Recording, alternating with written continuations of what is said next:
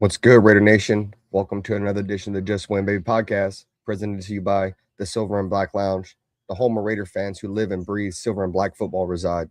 If you're new to the channel, make sure you hit that like button, subscribe, and turn on post notifications because we're bringing you guys Raider news, rumors, breaking news, and all that stuff all year long. Tonight, we got a big topic that got Raider Nation talking. Could Von Miller actually become a Las Vegas Raider? The future Hall of Famer is still on the market, and the question is simple. Does he have enough left in the tank to help this defense? Would pairing Von Miller with Maxx Crosby create one of the most dangerous pass rushing duos in the NFL? Or should the Raiders spend their money elsewhere and continue bringing younger talent? We're breaking down why the Raiders could make this move, how Von Miller fits into the defense, what he would bring to this locker room, whether this signing could push the Raiders into playoff contention. But this show isn't just about our opinions. This show is about Raider Nation. I want to hear from every single one of you tonight. Drop it in the chat right now. Should the Raiders sign Von Miller? Yes or no? The poll is up. Don't forget to let us know where you're watching the stream from. If this is your first time here, type first time in the chat so we can welcome you to the Silver and Black Lounge family. And if you're a channel member, thank you for supporting what we do. Be sure to use those custom emotes throughout the night and help with the hype train. We've got a great show lined up. Thank you for supporting what we do. Be sure to use those custom emotes.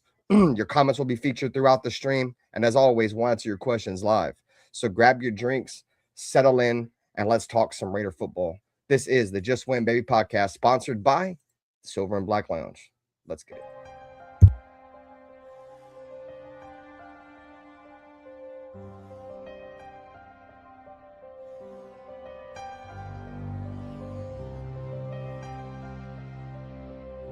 They didn't have to say much. This is the Raiders. This is one of the most historic franchises in the NFL with a great history that I want to be a part of. I want to be a part of furthering that history. When you say commitment to excellence, okay, and you look at the walls around here, and you look at the players on this wall, and there's a history.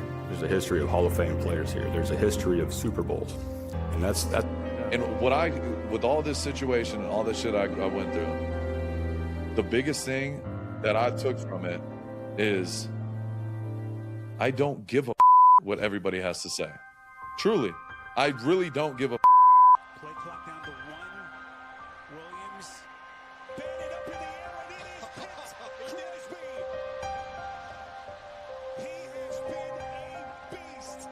That this is a game psychologically of intimidation and of fear.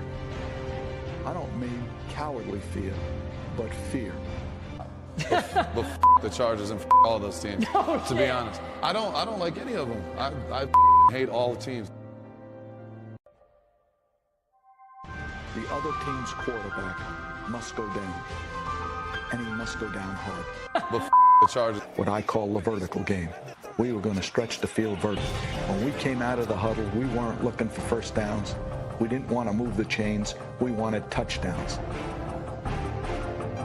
We wanted the big play, the quick strike. It's number one to say you want to do that. It's number two to say that you have the players to do it, but it's number three to do it. Hard. Try not to make mistakes, but don't worry about mistakes because there's only one thing that counts. Just win. Your commitment to excellence and your will to win will endure forever. You were magnificent.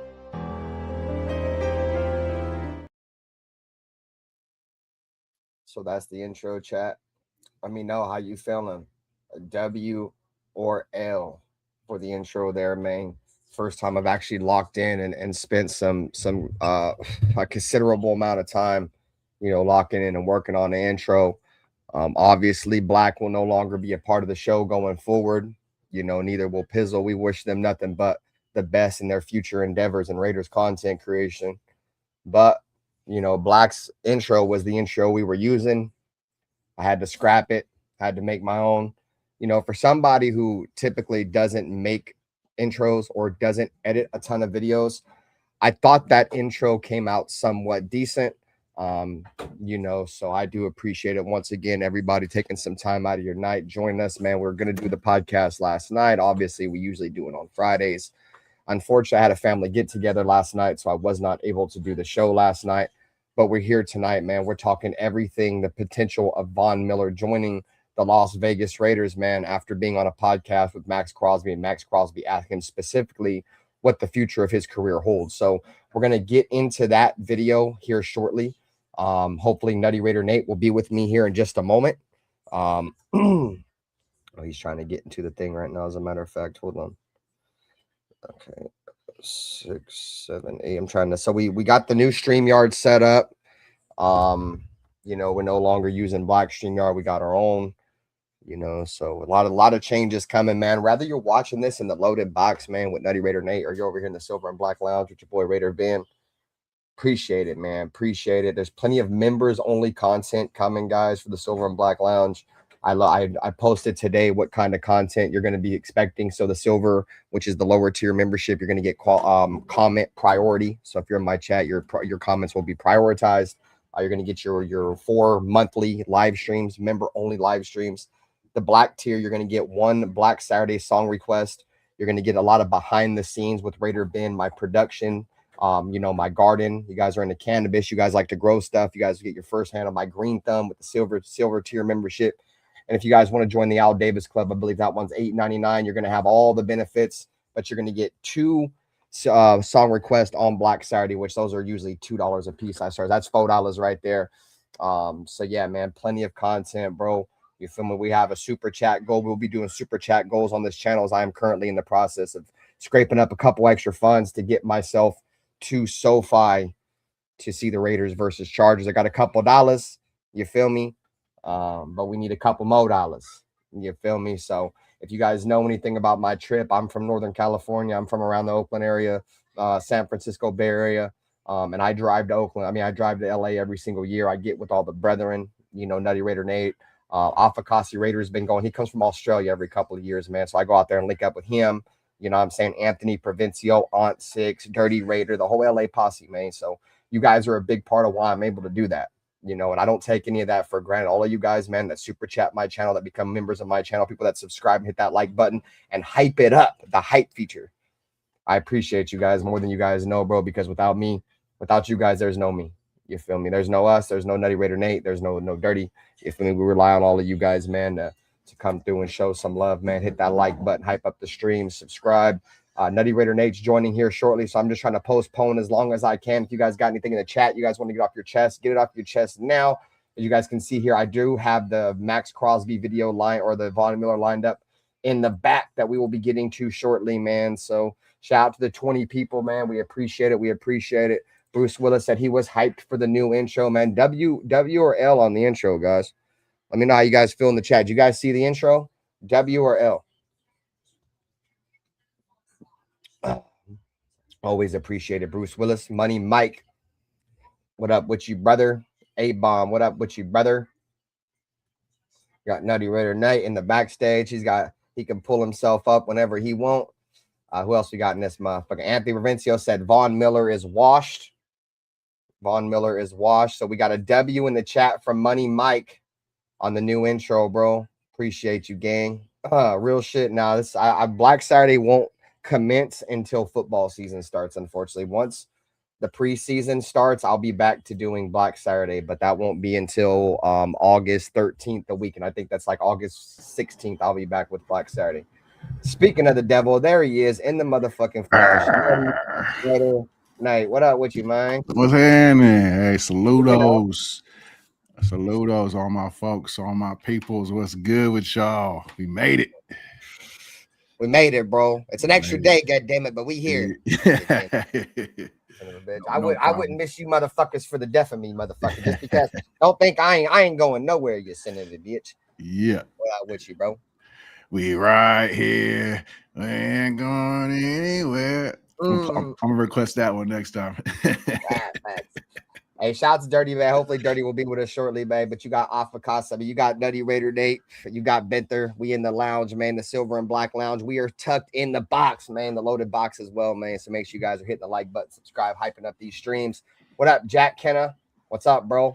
Hey, did you see the intro? Oh, no, you already seen the intro. I sent it to you guys before I even post that shit. That shit's nice, huh? Yeah. I thought it came out decent for somebody who ain't never done it before. Shit. It's dope. I It takes gotta, time. It takes time. It's bro, that 2-minute Yeah. intro game took me like 8 Yeah. hours, bro. I went through Exact- like 5 rough edits, bro, on Uh-huh. that shit. I get it. I know. I be killing, straining myself over shit I never even released. I'll work on it hella long. I'll be like, nah, I'm not putting that out. They just leave it in your computer, like, Yeah. oh, maybe one day it'll come Yeah, out. yeah. Just a relic. I'll look back at it. Yeah, facts. Hey, shout out to the Raider Nation for life. He said the hype video was a W. Appreciate you, bro. The intro video. Money Mike's in upstate New York. What up with you, bro? It's late for you, man. We appreciate everybody on the East Coast tapped into the Just Win Baby podcast here in the Silver and Black Lounge, man. It's almost midnight for you guys, man. You're locked in. We appreciate it. Rebel Raider, bro. What up with you, gang? Saludos. Appreciate you, bro.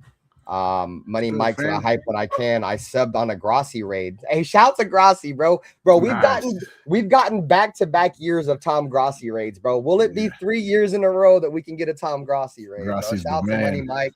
Shout out to Tom Grossi. Shout out to his 32 teams or 32 cities in 32 days. His little shit that he does. That's cool, man. Appreciate you, bro. I found him trolling Brandon Perna. He does it. The Broncos. Is that the Broncos, dude? He does a Broncos thing. I'd always go over there trolling him, and that's how I found Grossi. But yeah.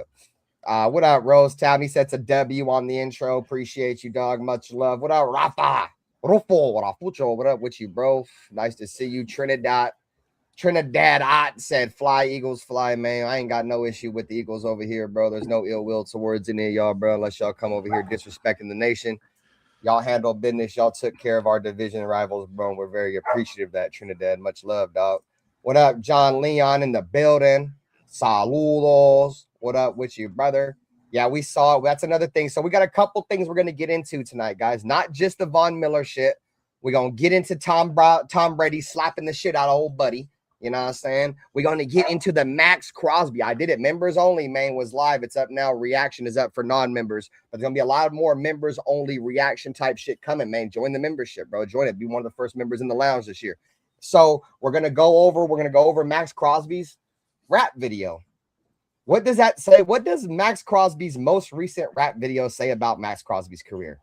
The Raider way? Okay. My vision towards Maxx Crosby is starting to shift just a tad bit, just a cut hair. And like I said, some of y'all motherfuckers like them long ass cut hair. So I'm thinking about one of them little short joints, not one of them 80s porn star cut hairs. You know what I'm saying? Type shit. stupid. What up with you, Charm Musty, City? musty and disgusting. Rafa said that's a badass intro. W. What up, Furpo? He's over there on Twitch. It's also up on Twitch right now, guys. Much love, regardless of where you're watching. Hey, real shit. If I'm up later, bro, and I want to shoot the shit with you, gang, I'll drop the link right now. I'm just trying to keep it Raiders ball, bro. He's gonna be too drunk by the time. Yeah, that's what I'm saying. That's why at the end of the show type shit, final. He's like shit. the final call. You know what I'm saying? Last call. Last call. What up, Circus? Circus said Von Miller. Oh my God, this is a game changer. Now I can trade him for picks and Madden. Hey, so the law office is a Circus Raider, man. Rest in peace, Raider Kush. The world hasn't been the same without you, my boy. I'll say this. I'll say this real quick about Von Miller. I think the fact that he's even considered us as a contender, but that makes me happy. That alone, the respect that he has and the inside knowledge that he has from going from team to team, and he thinks the Raiders are a contender. I like that. That gives me a little bit more hope than just having some random content creators tell me to believe. Like, nah, bro, this shit was tough last year. I can't just believe in fucking in rainbows and unicorns. Like, nah, bro, I need to see something. Cool, but the fact that Von Miller is like, you know, he sees that shit. I kind of like. It's a positive. I'm not saying that it's everything. It's the throw away the key. It's a lock. We're going to the playoffs this year. I ain't saying that, but I'm saying that he thinks that we're good. So that's a good sign. Yeah, when you have some of the better players in the league, you know, coming out and thinking that we're gonna be, you know, a problem this year, you know, there's not too many players or just the national media in general, Nate, that give the Raiders any kind of love. So I hear what you're saying. Like, we're getting love from a heralded player in the National Football League. You know what I'm saying? Like, I mean, you know, it just, you know, at the end of the day, I think the sky is the limit for the Raiders offensively. I think he could be a great asset to our defense because I really don't think we have a solidified, even at 37 years old, however old he is, 35, 37, him opposite Maxx is better than, Kwity Paye over there or Malcolm Kuntz. It's just because they're not really, Kwity Paye is not really much of a pass rusher. He's more of an edge setter or run stopper. Malcolm Kuntz, we don't really know what he's going to be yet, bro. We think he can get back to his, what was it, 2024 form, but that's yet to be seen, or 2023, whatever it was. You bring in Von Miller, it makes you an instant upgrade on defense. And like I said, the sky's the limit right now with the offense, bro. You got Clint Kubiak, you got Brock Bowers, you got Ashton Genty. If the offensive line can hold up, Kirk Cousins has proven to be a very solid quarterback in the National Football League. You have Fernando Mendoza in the reins. And shout out to Glenn Rockney, bro. And shout out to Tape Don't Lie, Marcus Johnson and those boys, bro. They write for Bleacher Report. Matt Holder, Glenn Rockney, and and fucking Marcus Johnson, bro. Bro, Glenn Rockney, I didn't get that guy on my show, bro. Me and him are like on such same wavelength, bro. He was in the live stream on Friday Night Live. I was watching him last night when I was kicking with the family. And he said exactly what I be trying to tell you guys, bro. I don't think Raider Nation understands how good Brock Bowers is, bro. I think Raider Nation's like, oh, yeah, we got Brock Bowers. He's solid. I don't think you get it, bro. Like, Brock Bowers is a walking fucking Hall of Famer. This dude is not just your average player. Maybe some of you guys may understand that, but I'm telling you guys right now, for y'all that don't understand what Brock Bowers can truly bring to the table of an NFL team, you're going to find out with a great offensive mind scheming him open, bro. You're going to have an offensive line. Just getting rid of Geno Smith's going to make him better. Just him staying healthy is going to make him better. So, yeah, I shout out to those boys, bro. They do great work over there for surely. See what we got in the chat. Prime Theo, he said, right on. What up with you, man, over on Twitch? I see you. Shout to the 30. Whether you're watching the box, you in the lounge, subscribe. We appreciate y'all, man. Let's see who else we got in here, man. Rafa, commercial break. Rebel Raider said he's in it for the money more than helping us win. We bought him a $20 million house. I think he's talking about Maxx. I know Rebel Raider is not a huge Maxx guy. So, I mean, I'm not, like I said, bro, at the end of the day, Rebel Raider, my personal issues with Maxx are irrelevant because Rebel Raider, your reasons why you don't like Maxx are the same reasons why I don't like Maxx, bro. But at the end of the day, if we win and we can get back to winning, bro, really all that shit goes out the window, bro. I ain't gonna lie to you. I ain't gonna lie to you, Rebel Raider. So I'm willing to just put my beef and my super what's the word I'm looking for? Like, I'm not gonna try to beat on him too much, bro, unless he doesn't perform this season. If Maxx Crosby does not perform this season, I'm gonna be done with it, bro, because I'm willing to give Maxx Crosby the benefit of the doubt for this season. And I'm not gonna lie, a lot of it has to do with I do believe he's what you would call the face of the franchise right now. And also, bro, something about that music video, bro. And him making a video talking about the Raiders, bro, actually moved the needle a little bit from my personal issues with him, dog. So, hey, Bob, let me get through some topics, bro, and I'll get you the link, dog. Don't trip. Hey, Bob. Cool Kev says Von Miller hasn't played a full season in years, but I don't think we're expecting him to come in and be, a full-time starter on the outside. Cool Kev. But I hear what you're saying, bro. I mean, that's as to be expected from a 37-year-old player, bro. He's not going to be out there and be an every down defensive end. So Raider Nation for Life said he would be a great leader in defense. I agree, bro. I do think he would bring a mindset to the Raiders defense that could help us out a lot, especially with a lot of young cats, bro. You have to look at our defense and our team in general, bro. I think the number is we are the 4th youngest team in the National Football League, chat. The 4th youngest team. We have plenty of young players, bro. I would rather bring in a veteran player like Von Miller than bring in what's some other bum-ass veteran players we brought in. Tyler Lockett, if that makes any sense. You know what I'm saying? Like, that's no disrespect to Tyler Lockett, bro, but like Von Miller's going to help us now. He's a leader. He's Super Bowl champion, so, and I think, didn't Tyler Lockett win a Super Bowl? He did too, but that's besides the point. Rebel Raider said Vaughn said he just wants to get his 3 sacks. Shit, whatever, bro. Whatever makes us win. Jack Kenneth said Von Miller said 10 times over on Max show the Rush that he wants 3.5 sacks. I don't really watch too much of the Rush, but for surely. Oh, we got the clip. Oh yeah, I know. We gonna play that shit here in a second. Jerry said, "Damn, 37 is young." If 37 is young in the grand scheme of life, 37 in the National Football League is a fucking antique, dude. Yeah, A-Bomb, you guys can have Maxx Crosby for a first round pick, dude. I just made a live stream about it the other night. One of my more hyped up live streams. Bro, actually, a lot of people in there, bro. So I appreciate everybody that came to that Niners live stream. Jason Marshall says every day I thank the football gods for Bowers. The law offices of Circus Raider said Bowers is the power. Bowers is the truth. Bowers is the final boss of receiving weapons, bro. Circus Raider, hey, Circus Raider, bro. Me and you were right there, bro, when we drafted Brock Bowers, dog. When I'm not saying all of you guys, so but please don't let me think I'm putting words in your mouth. Not all of you guys said that it was a wasted pick, bro, but the majority of Raider Nation did not like that Brock Bowers pick, bro. And I had to talk a lot of motherfuckers off of that. You see, take credit where credit's due. See, Nutty Raider Nate will do. He'll take his credit and he'll take his punches. You know, and I ain't too far off either. I'm not wrong either. I mean, you're not wrong either. But as far as wins go, we ain't been shit since we had Brock Bowers.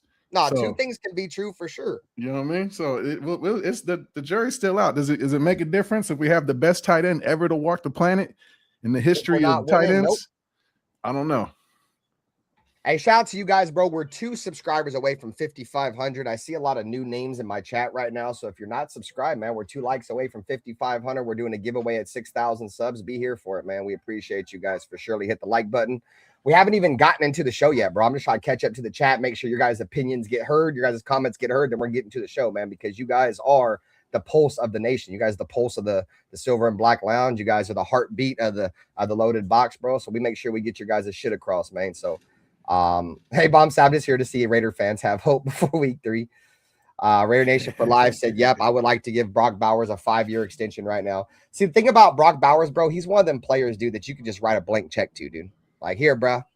We know we're good with you. How much you want type shit, bro. We haven't had none of those in a long time. Shout out to Sick Sun Southside Raider Nation, man. Shout out to you. I don't think I've ever seen you be here. 719. What up? He said Vaughn's going to retire a Bronco. That's what's up, bro. At the end of the day, I really don't care, bro. We're just talking about a topic that's in Raider Nation right now. Bowers is not a need because we didn't need a tight end. Circus, you know, bro. John Leon still said thinks Maxx will be traded soon. I don't know, bro. I think with that music video that just came out, John Leon, I think he's going to be a Raider. That's going to be a topic here in a little bit. I don't think he drops a music video like that, bro, unless he's locked and loaded, but we'll see. Rebel Raider said if he gets 15 sacks, then he's okay in my books, but he has to prove that he can stay healthy. Talking about Maxx. My bad, Nate. Go ahead, bro. Do you think he still puts that song out if the trade goes through? Do you think so? Where you're asking? Do you think he pulls the song down? Yeah. No, that's a good question. I don't know. See, I don't like it. You all like it. I don't like it, bro. I don't care. I mean, I like it more than Darren Waller shit. Darren Waller sound like it was AI fucking rapping, bro. Darren Waller makes like some emo shit. Yeah, I mean, that's the only point I'm trying to make in terms of I like it. I mean, his shit's way better than Darren Waller. Darren Waller was terrible. But I don't even care. I like Max's first song. That first song was a slap. I was just frustrated because we were losing and he was putting out music videos like it was cool. Like, nah, bro, shit ain't cool. Sure. Shit is not smooth. So, yeah, I'm not. It's whatever. Six Son, yeah, Cooper did come back for about a week and realized that Pete Carroll's fucking shit was garbage and left. He's like, nope. Hey, what up? We got Big Dog 805. What up with you, 805? Thanks for taking some time out of your night, man. Welcome to the lounge, man. We having some drinks, man. Pull up a chair, have a drink. Now we gotta get 805 up here too. Shit, one of these days, I got 805, man. 805 got to let us know you're trying to get on the show, man. Uncle A Bob said, I think a first round for Crosby is legit. I'd make the deal. My squad's window is closing. My division is stacked. It's Super Bowl or bust this year. And see, this is the main reason why I think the Niners are trying so hard for Maxx Crosby, and it makes sense, bro. They have to match the Rams. The Seattle Seahawks just won the Super Bowl. They lost a shit ton of their team. Seattle did, right? The Rams are like, okay, this is the perfect opportunity. Seattle's about to lose their offensive coordinator. They're losing a bunch of their they lost Kenneth Walker. They lost a bunch of other pieces, right? Coaching staff, whatever, right? The Rams, everything is the same. Their coaching staff, their quarterback. They go get the 2 all-pro corners from Kansas City. One of them is an all-pro. One of them is really good. Then they go and get Myles Garrett because they know their time is now. Being able to repeat a Super Bowl appearance is extremely hard. One of the hardest things to do in all of sports. That's why when teams do it, it's super, respectable because it's a hard thing to do. It's just proven it's hard to do. But anyways, the point I'm trying to make is the Rams see that. They probably think Seattle's going to have a down year. So they're going all in right now to win right now, bro. And the Niners, they have been in that same window, bro, for the last 3 or 4 years where they've had a chance to win it. But now the Niners' only chance, they have to one up the Rams.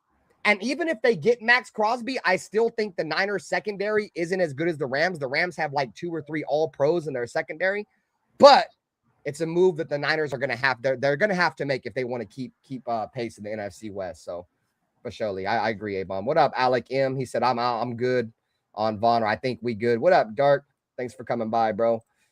Jason Marshall said the 3-4 defense will make this defense unpredictable. And you know what's crazy? That's where Von Miller's a perfect fit, guys. I mean, he's a 3-4 outside linebacker, dog. Like, he's played 3-4 his entire career. So he's a perfect fit for what we want to do now.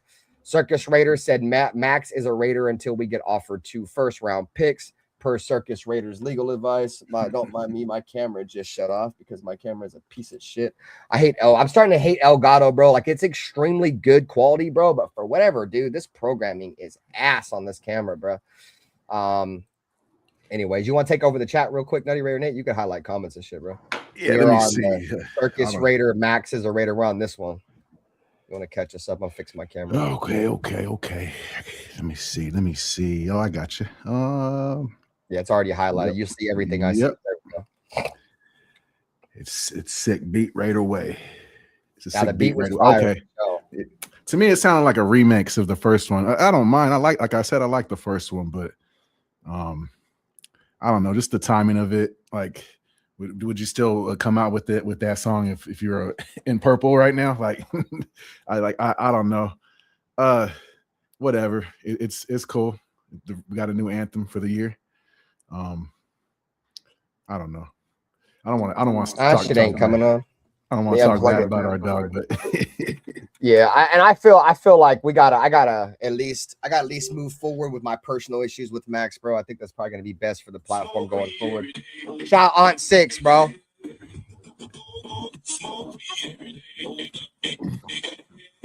Aunt Six, my dog. Aunt Six Soldier donated $2 through Super Chat. What up, Ben Nate F. Dustin Aussie Cortez Sultan? What up? He said, what up, Ben Nate? Fuck Dustin Aussie Cortez and Sultan. Okay, I'm back. I got it, bro. We straight. You got it? All right, yeah, I got it. We good.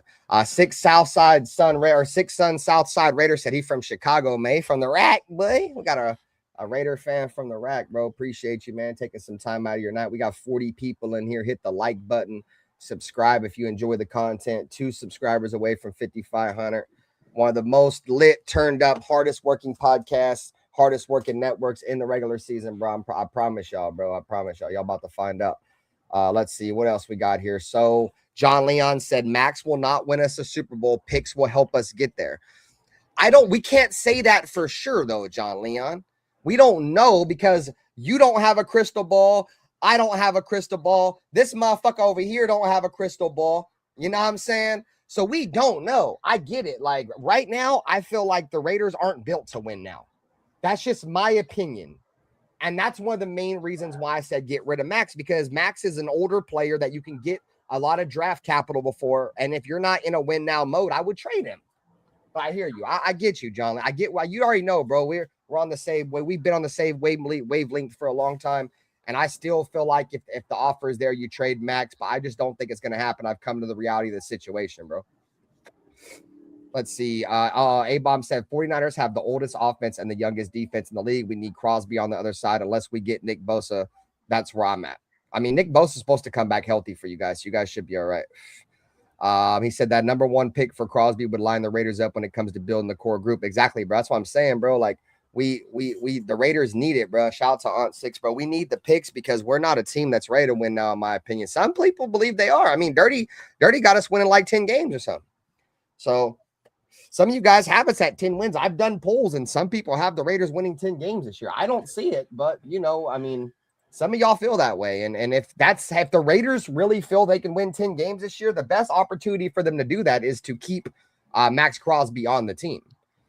So I understand, like I said, 2 things can be true when it comes to this stuff, guys. All right, so I think we're pretty much caught up. Rebel Raider got or A-Bomb. He said Raiders' problem is short-sighted solutions for long-term problems. See, A-Bomb, that's the one thing, bro. Like, motherfucking football fans know football fans, bro. And real Niner fans understand Raider problems, bro. And real Raider fans understand Niner problems, bro. Like, we all know as Raider fans what the issue is with motherfucking Niners. You feel me? A lot of Niner fans, including A-Bomb, the real ones, they understand that the Raiders have had a long-term issue for a very long time, and we're not building for a long-term issue, bro. We're looking for short-term solutions, bro, and that shit don't never fucking help us, bro. That whole let's get a veteran quarterback to win now don't work, bro. That whole bringing this old-ass coach to win now don't work, bro. We are a long-term problem, not a fucking short-term solution, gang. The quick fixes, bro, they always come back and bite us in the ass. Like, bro, we always trying to put band-aids on bullet wounds, dude. You can't put band-aids on a fucking shotgun shell to the face, dude. You can't put a band-aid on that, gang. Like, that shit is tough. Yep. I definitely rest in peace, Robert Pena, man. Gore Peterson. Love y'all, boys. Spotlight. My dogs. Okay, let's see. All right, cool. So let's go ahead and get into the clip, guys. This is Maxx Crosby, or Von Miller, I should say, on the Rush podcast. And Maxx Crosby asked him what the future holds. So we're going to bring the screen up, hit the like button, guys. Where we at with the likes right now, chat? So we are at 20 people, 9 likes, man. Come on, chat. Hit the like button, man, for surely. We got 20 people in here, 9 likes on one channel. The other channel's got 10 people and 10 likes, bro. So appreciate y'all. All right, guys, let's get into it. Hit the like button, subscribe if y'all enjoyed. This is Maxx Crosby talking to Von Miller. Put it off hot because there's been some rumors. He put some pictures out there. I'm just going to throw it out there. What's going on with my man Von Miller? What do you think? Wait, are you referring to the Raiders picture you put up there? There's a Raiders one. There's a Cowboys one. There's been a lot of rumors back and forth. So, man, I seen him put himself in the Denver jersey again. And the Denver. I heard him calling home. I said, you know, home call's tough. Hey.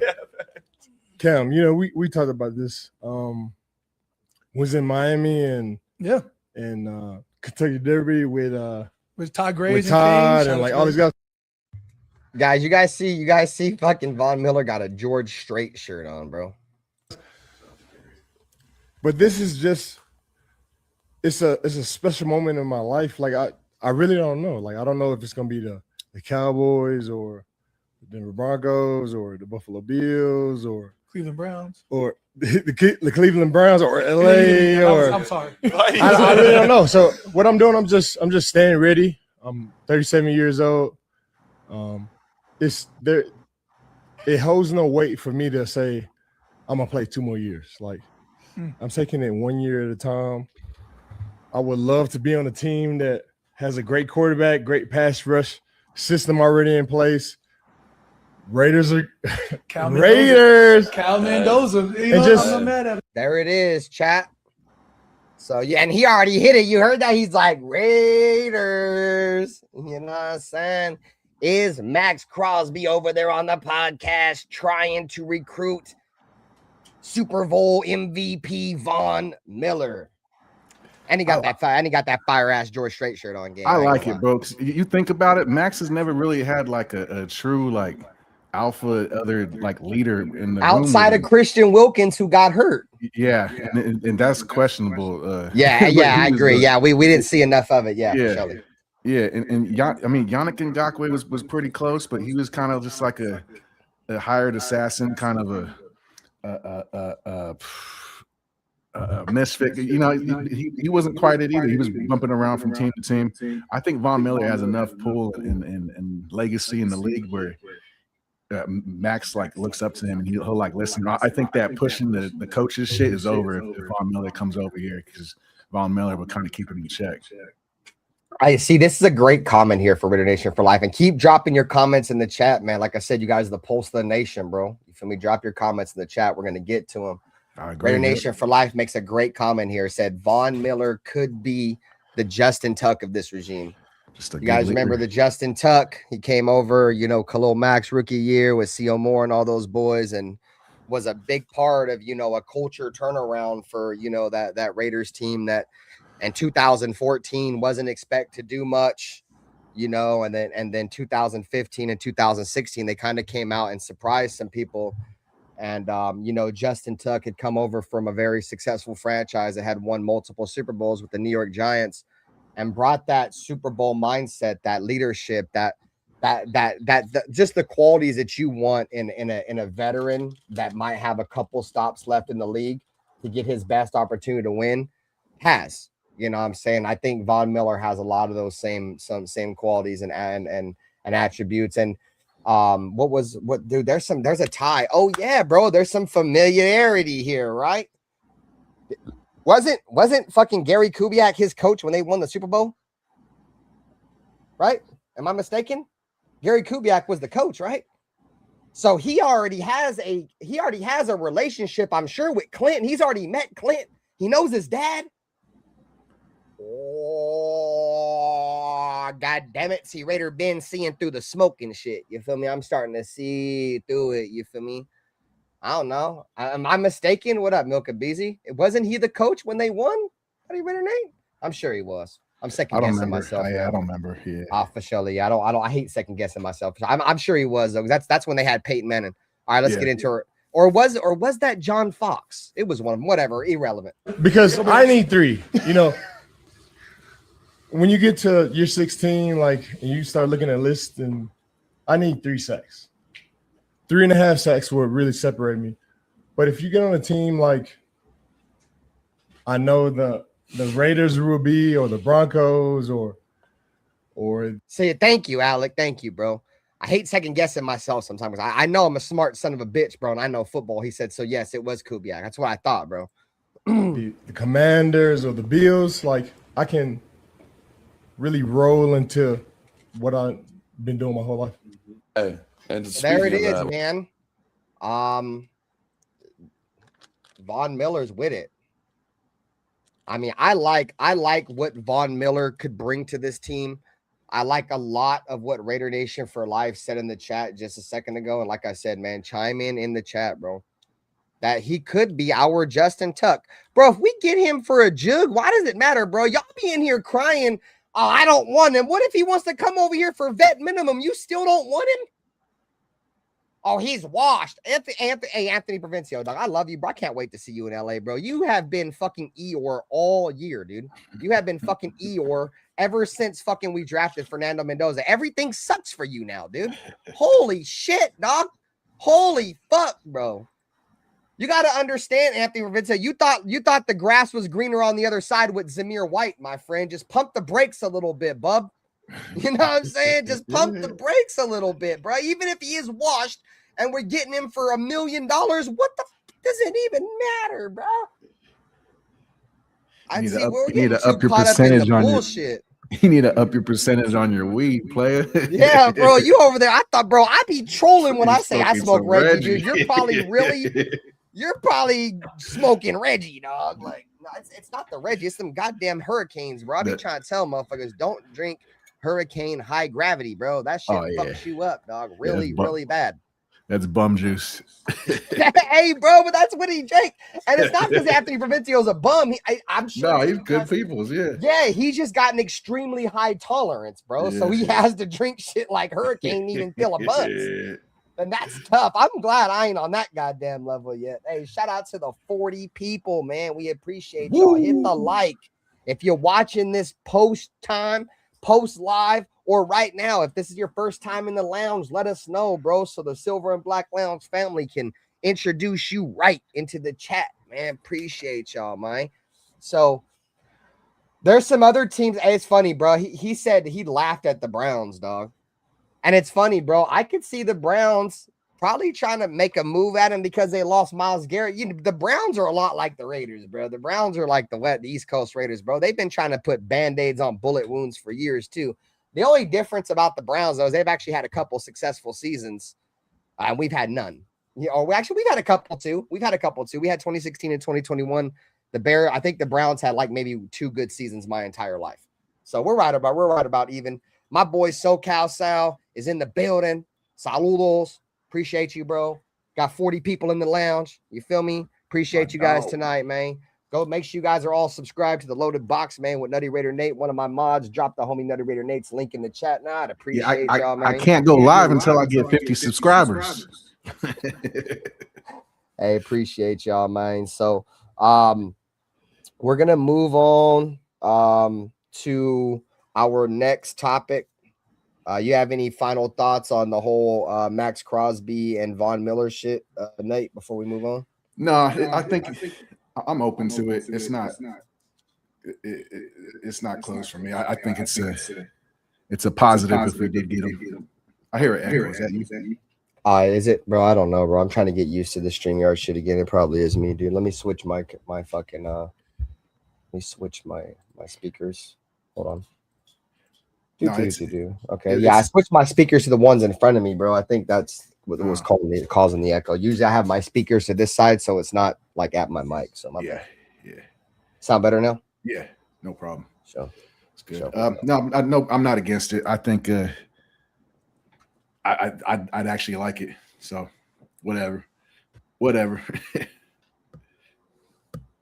I'm not holding my breath though, for sure, because it definitely sounds like. What up, J Dog? It's an option, but it's not his first choice. So we'll see though. We'll see, because he can pretty much go wherever you want. He can hold out till the first week of the season, and somebody's still going to sign him. Oh yeah, I mean he's going to go to a team no matter what. I mean if it's not us, he'll just end up signing with somebody else. So.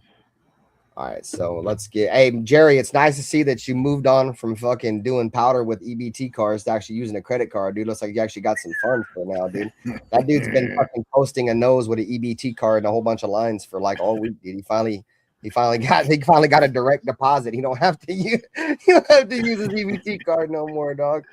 Chopper style, chop. All right, chopper guys. Style. So this is your moment, guys. Let us know in the chat. What up, chop? What up, chop? And we're gonna get into some start bench cut segments in just here in a moment. But while I upload my start bench cut, we are gonna watch the Maxx Crosby Raider Way video, and we're gonna react to Maxx Crosby's The Raider Way. Let us know in the chat if y'all think this video is fire. I will have to edit this out after stream because it is copyrighted, but that's fine. This is the lounge. We don't care about that. YouTube can't get in the way. I'll edit and chop it out, mate. We don't get into it, bro. This is The Raider Way with Maxx Crosby.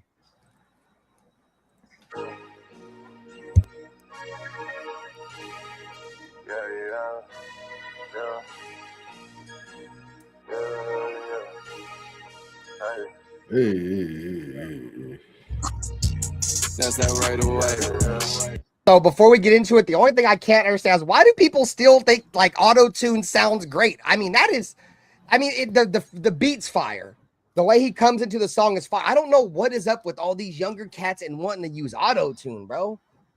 So anyway, let's go. Let's continue. I feel like easy on them 808s. I'm out in Oakland, chilling in the bay. Call up Marcus, that's my dog. I'm with that Raider game. Yeah, that's that right away. That's that right away.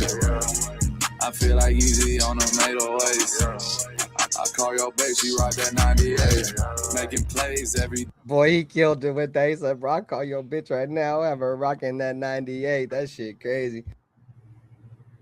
Day, laughing to the bank. Max Rollie on my wrist, it cost me 98. Cash advance, Louis pants in the south of France. You might go blind, how I shine if you catch a glance. Oh, is that Von Miller? In the cowboy hat? If you catch a glance, GIA certified. Watch me do my dance. Money falling out my pants, you ain't got a chance. Started from the bottom, now we at the fucking top. I drop the top, pull a Bentley out the parking lot. Yeah, hey, I'm on that prime shit. I'm on that slime shit. I got a dime, bitch. Black shirt, silver hat, feel like BoJack.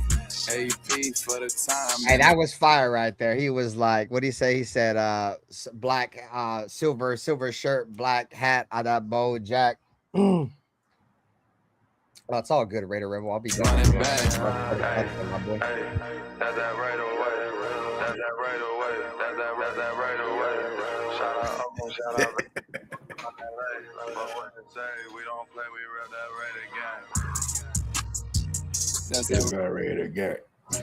I feel like easy on them 808s. I'm out in Oakland chilling. Bro, is the writing on the wall for Von Miller to be on our team in this video? Dude, I done seen Von Miller like 4 times, dude. Interesting. In the bag. All up Marcus, that's my dog. I'm with that I'd accept it. Yeah, that's that right away. That's that right away. I feel like easy on the made ways. I call your babe, she rock that 98. Yeah, the boys back. They had a heart attack. The Raiders on the map. Yeah. I'm about to We need that, Max. We need you to put the Raiders on the map, my boy, for surely. doing bad. I feel like Joe Jack. We giving back the ass. Yeah, I'm in a different class. I got a stupid bag. Yeah, I got dummy swag. Money tall is with me. You ain't blocking that. So I'm not gonna lie, bro. He does. I give credit where credit's due, bro. Is Maxx Crosby does have dumbass swag, bro. Like, surely that's a lot of why he gets the image that he gets, bro. And he's as popular, bro, is because I'm not gonna sit here and try to sound racist or nothing, bro. But a lot of white boys, they don't know how to dress. They ain't got no swag, bro. He different, bro. He different, bro. That's really a lot of his image, bro, is his swagger, bro. So he's on point with that. I ain't even gonna knock it. I'm James Harden to these haters, how I'm stepping back. I'm Kobe Bryant on their ass, I don't give a pass. Bro. I'm Michael Jordan 95, how I'm coming. What's that? If we win another 4, if we don't win more than 6 games this year, this song's gonna come back and bite him in the ass. Nah, for surely. It's this off-season distraction, bro. They're gonna be like, man, he should have been in there trying to focus on his craft. That's the Raider way. 5 games a year, winning 5 games a year. Hey, bro, how many times I came on here, bro, and told y'all the Raider way is falling on our face every single year, bro? How many times I said it's not the autumn wind is a Raider, the autumn fart is a Raider, dudes. We always find a way to fuck it up, you know what I'm saying? But nah, for real. It's gonna be just like the Antonio Pierce shit, bro. The Raiders are smoking all them cigars and shit. Oh yeah, bro, it's cool shit. Yeah, bro, we're cool. And the next season, do 3 wins. No, I hear you though, Nate, for surely. I'm Tiger Woods on these hoes, about to make me crash. It's back to back, black on black. Bentleys in the That's some machinery in there, for sure. Oh, that's the gist of it. So what's your guys' thoughts on it, bro? On a scale of 1 to 10, with fucking Maxx Crosby not really being a rapper, you know, he just recently started trying to rap. I would say I'm gonna literally give that, bro, an 8. I'm gonna give that an 8. I like that, bro. Like, I've heard a lot of Raider anthems, bro, but I've never seen a player make a Raider anthem, dude. And for a player to make a Raider anthem and for it to have a little bit of, you can feel me, you can vibe to it, I fuck with that. I damn it. They're hating about him in the chat. It's a 1, a 2. Yep. What up, Raider Twan? What up with you, brother? Saludos. If we start winning, bro, I'll bump that shit in my car. I'll bump that shit everywhere at work. Right. You won't catch me slapping that shit in my shit.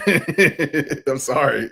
I wouldn't listen to it in my car. No, I'm just talking about just in terms of like a Raider. I'm not a hater. I am not a hater. I'm not amped up for that shit. It's not. I don't feel it. we've been losing. That's the Raider way, and I don't fucking like it. No, for surely, no. You ain't never lied, bro. Well, Raider Swan, what up with you, brother? So let's see. So I told you guys on a scale of 1 to 10, what do you guys rate that? J-Dog said a 1. Rebel said a 2. Jason Marshall gave him a little bit of a credit. He said a 5. Circus Raider said that was terrible. That was garbage. Basura. So that shit in the trash. He said, is he gonna stand on the bar? Anthony Vincio, dude, now you're like the most bipolar dude I've ever met in my life. Like, don't you love Max? Now you're asking, is he gonna rap and then stand on bars too? Like, oh my god, bro. I really don't know where these conversations be going sometimes at Anthony Vincio. And I don't think he really understands neither, dude. They just get to going down this path of least resistance, and sometimes there's a dead end there, bro. And we just don't know where the hell we're going. We have to turn around, and by that time, I'm too drunk to get back around fucking with Anthony Vincio. What up, Alec? Oh, he said he gave it a 7. So out of a 1 to 10, he gave it a 7. Okay.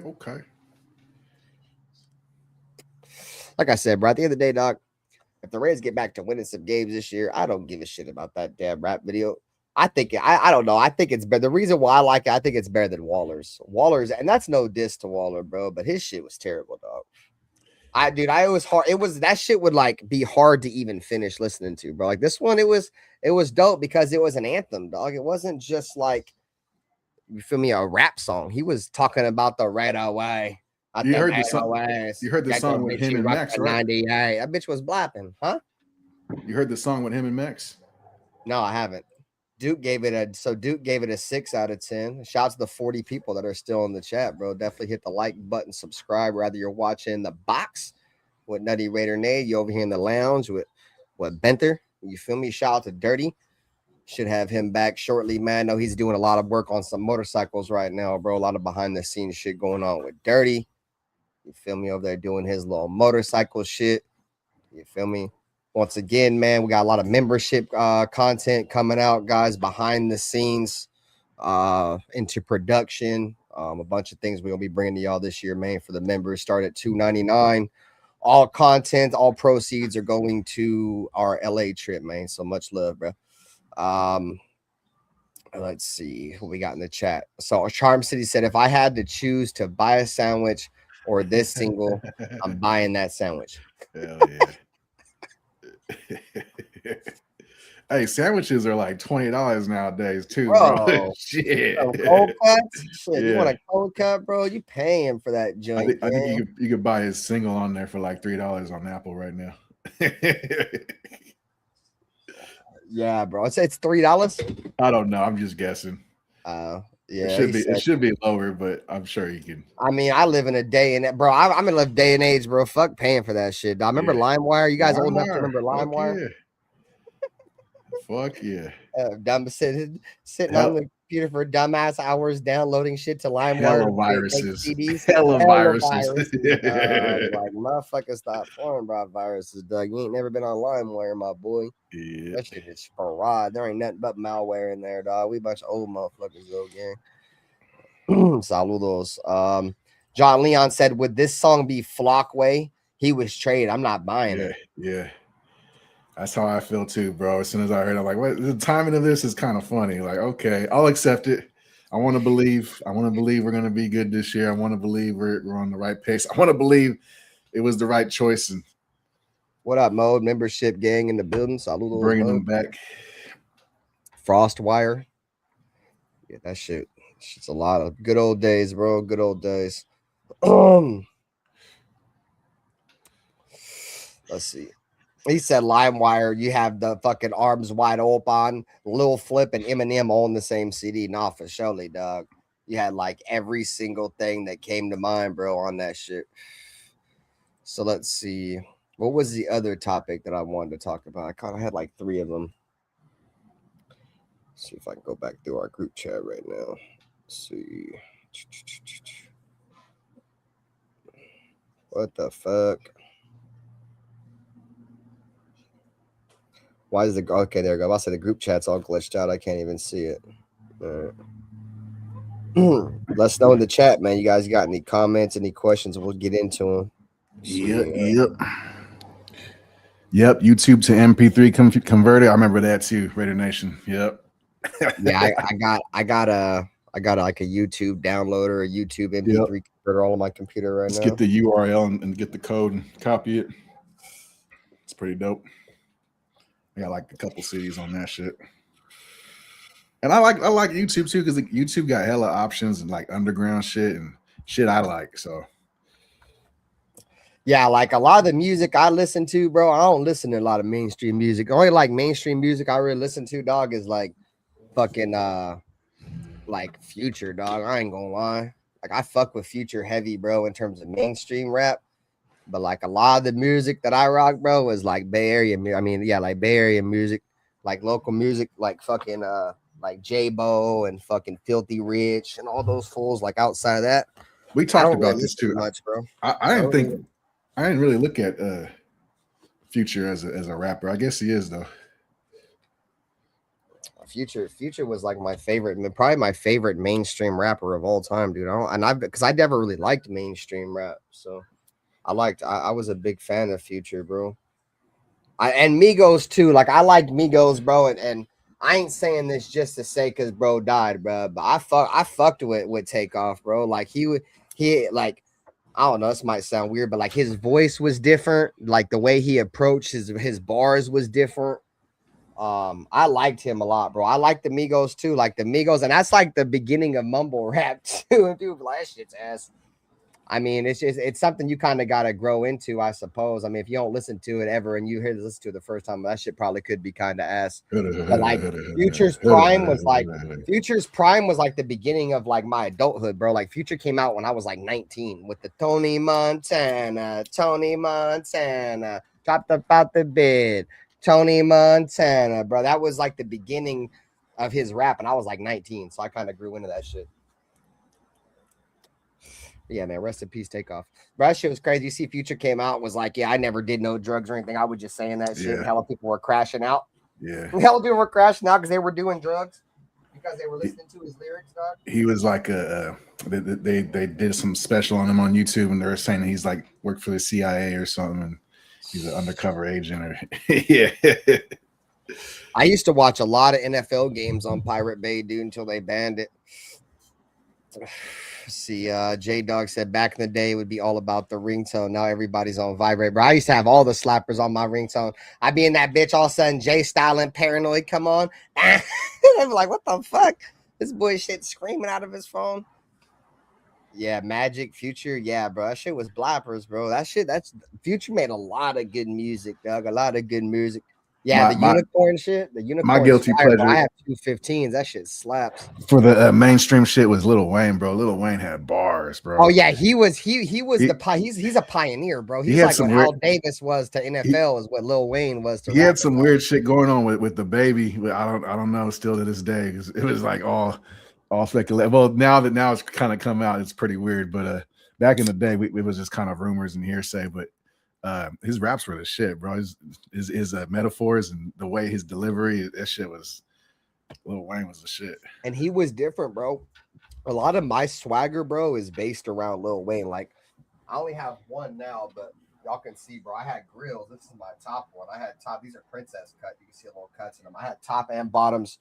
I had his swagger, bro. Like he had that weird punk rock rapper type style, bro. Like he'd be like dressed like a rocker, but be tatted and grilled up like a rapper. That's a lot of my swagger, bro. Like if you ever meet me in real life, bro, it's funny you mentioned Lil Wayne, bro, because that's a lot of my style, bro, and how I dress, and my swagger is a lot of what Lil Wayne did, bro, because he was like the first ever rapper that came out, was like wearing skinny jeans and looked like a skateboarder, but had all the rapper shit going on with the gold chains, the diamond. Yeah, so that was a lot of my swagger. But nah, Lil Wayne's a pioneer though, bro. I mean, if there was no Lil Wayne, gang, you don't got a lot of these rappers, bro. Like a lot of that what was it called?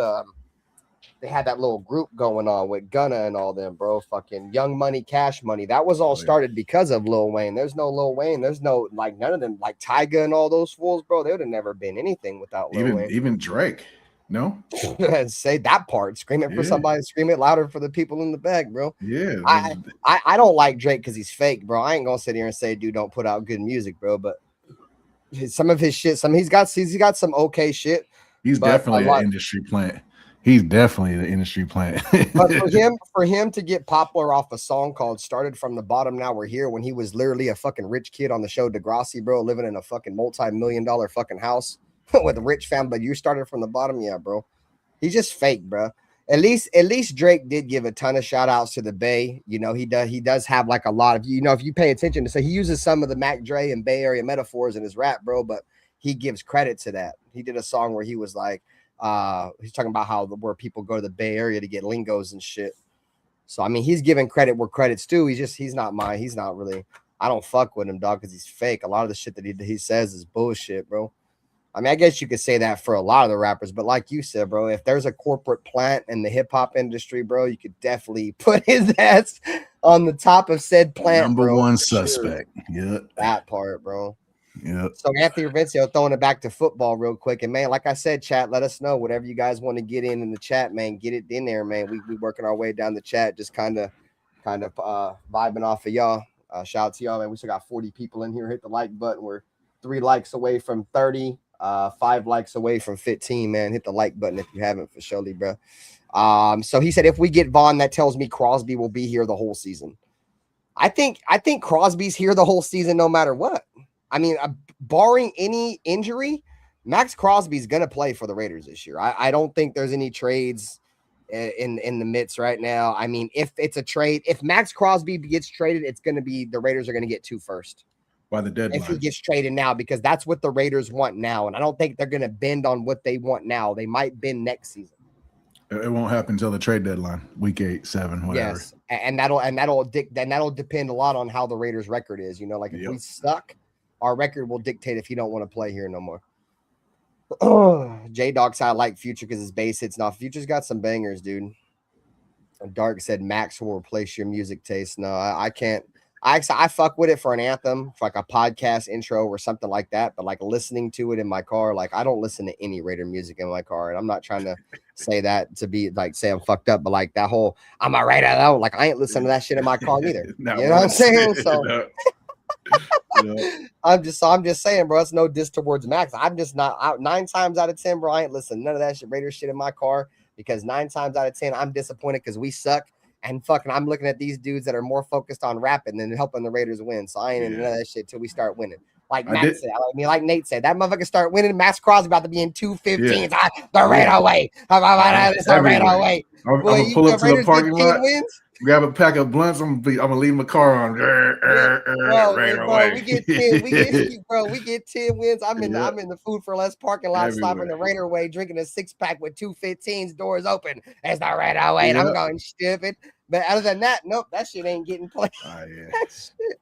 That shit gonna sit on the fucking shelf for a minute, bro, for that motherfucker come off.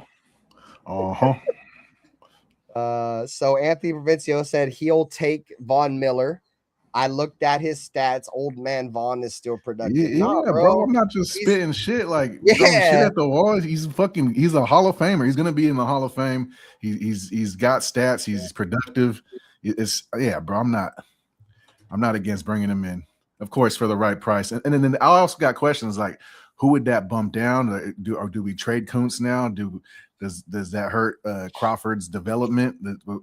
There's a definite domino effect, bro. There's the domino effect. That's what I'm interested about. But we could talk about that. Yeah.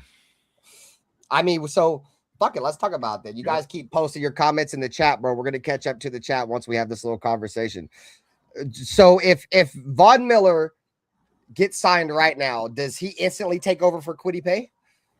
Or is he a rotational guy? I mean, me personally, bro, I think if the Raiders do bring in Von Miller, he's going to be a rotational guy. But then, like you said, does that hurt Keyron Crawford's development? You know, or because does it help it? Does he learn something off of Von Miller? Because I feel like he's not learning anything off of Max.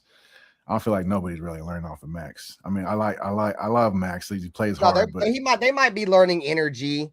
You know what I'm saying, and motor and shit, trying to play hard for Max. But I hear you. Like in terms of skill set. That's the thing that makes Maxx Crosby is he don't have a ton of tools in his tool bag. He just got a relentless motor that never stops. Maybe I'm just not using my words right or using my we tend to do that over here in the lounge in the loaded box, man. Don't mind us. He had his hands on probably the rawest product in the NFL in Tyree Wilson with the wingspan of a fucking pterodactyl, and he couldn't teach him anything, bro. He couldn't help him. He couldn't help him, bro. None of that mattered. He had all the size in the world, the strength, and he couldn't help him. So that's what I mean by he ain't really teaching nobody shit. I'm disappointed with the Tyree Wilson. So let me counter that argument, Nate, and I'll say this: I don't think Tyree Wilson even cared, and the reason why I say this, Nate, is we've had this conversation before. When Maxx Crosby had when Tyree Wilson had the chance to go under Maxx Crosby's wing, who plays the same position, one of the more heralded players in the National Football League at pass rusher position or whatever edge, he chose to not grab that bull by the horns, which would have been Maxx Crosby helping him develop, and he let Jackson Powers Johnson go be, Maxx Crosby's best friend.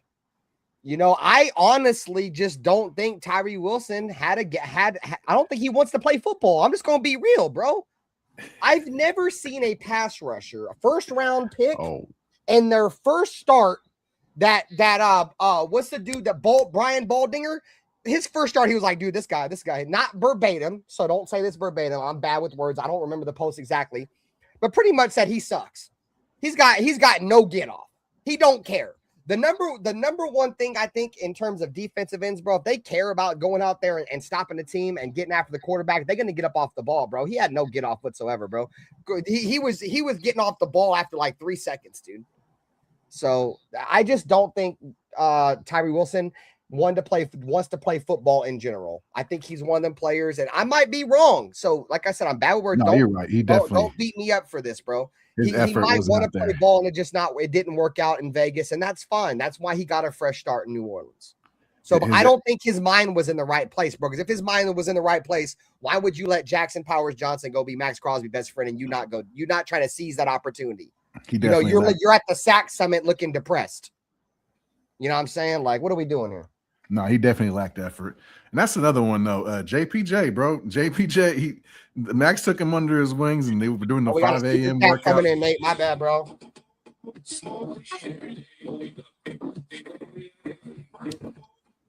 At Raider Rich 89 donated $1.99 through Super Chat. Wait, is this legit? Von Miller to the Raiders? No, Raider Rich. So there's a question mark on the title as well. Von Miller was just recently on the Rush podcast and mentioned teams that he wouldn't mind going to, and the Raiders were one of those teams.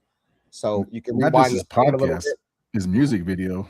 Oh yeah, and Von Miller's in Maxx Crosby's music video, making several appearances. We just hit 40 viewers again, man. Appreciate you guys taking some of your time on a Friday night, chilling with us. Like I said, if this is your first time here, let us know right now. First timer in the chat, so the lounge can introduce you to the nation, man, to the chat. Love y'all, boys. You feel me? And so yeah, bro. So it's not set in stone, but I think there's good possibility. That's pretty much what we've been talking about, Raider Rich. So shout out to you, man. Appreciate you with the super chat. Love y'all, boys, man. All right, so where are we going with that? JPJ went under Max's wing for that summer, and he was on his way to being the starting center, and he ended up getting benched, and he wasn't good enough to play or smart enough to play center. So that's the Maxx Crosby effect again. Like I just don't know. It's not all his fault. Some of these guys are just fucking slap dicks, right? But fucking at the end of the day, like. We got another super chat coming in. Fucking A, Bob.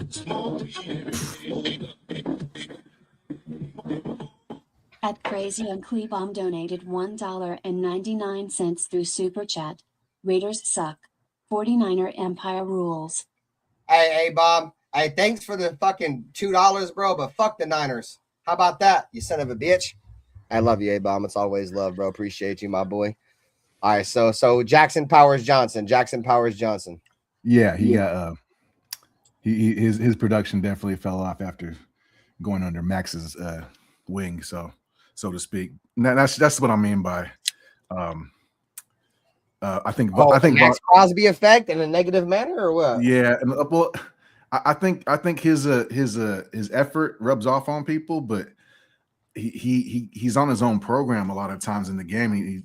That's why he like doesn't do containment. He doesn't set the edge. He be politicking on the yard or what? He plays his own games inside, and that's okay if they're all on the same page. But they all got to be. Crosby politicking on the yard, chat. He got his boys. If it ain't his boys, you feel me? He politicking on the yard. They got their own little circle going. And it hasn't worked yet, so that's what I'm mad about, bro. No, you're right. You're right. And shout out to Severe Raider, man. He was on the podcast a couple weeks ago, bro, and he was like, the Raiders have gone out there and tried to get a lot of Maxx Crosby's guys that he's recruited, bro. Like Maxx Crosby tried to recruit a lot of guys, and the Raiders went out there and did it and gave him what he wanted, and it didn't work. And I would double down on that and say the Raiders gave him Antonio Pierce too. They gave him a bunch of players he wanted. They gave him the coach. And he was so this is now my counter argument, Nate, that I'm going to make, and this is why I'm going to forgive Maxx Crosby for the time being, unless we come out this season and we suck. I'm all personal sides of I fuck with Maxx Crosby, right? He was a young player that got tired of fucking losing, got tired of seeing a new coach get swapped out every single fucking year, being an elite player on a subpar defense that never got no help. So I'm gonna come on here right now. I'm gonna say I'm giving him the benefit of the doubt. My so-called personal vendettas are smashed with Maxx Crosby. So, but the Raiders have given him his way. They've given him coach. They've given him players he's recruited. It hasn't worked. the Raiders have now taken a step back and looked at Maxx and said, Maxx, look, bud, if you want this to work, you're going to have to go by how we want to handle business now. And at first, I don't know if he was part of the program. That's maybe why he got traded to Baltimore. But he's got to be a part of what we want to do now. You know what I'm saying? So, and I think right now, I think he's locked in. I really do. So it's gonna be a big season for Maxx. And like I said, bro, if there's anything that's gonna light a fire underneath Max's ass, bro, it's gonna be that Baltimore Ravens trade fall through, bro. Because at the end of the day, bro, he thought the Raiders won him like he was untouchable, bro. He really felt that way. And then he was like, well, fuck it. I'm going to go to Baltimore. You feel me? Y'all ain't doing what I want to do. I'm out. You feel me? Type shit. So then Baltimore is like, hey, well, check this out, bub. You know, you're not really where we thought you would be at. We don't really want you neither. So now he's got to go back, and he's got to go back to the Raiders and be like, okay, bro, my way didn't work out. I wanted this coach. That didn't work. I want these players. It didn't work. He's following by the Raider rules now. And maybe that's why he's made this video called The Raider Way, because this is about to be the Raider Way for him. And he's going to have to understand that.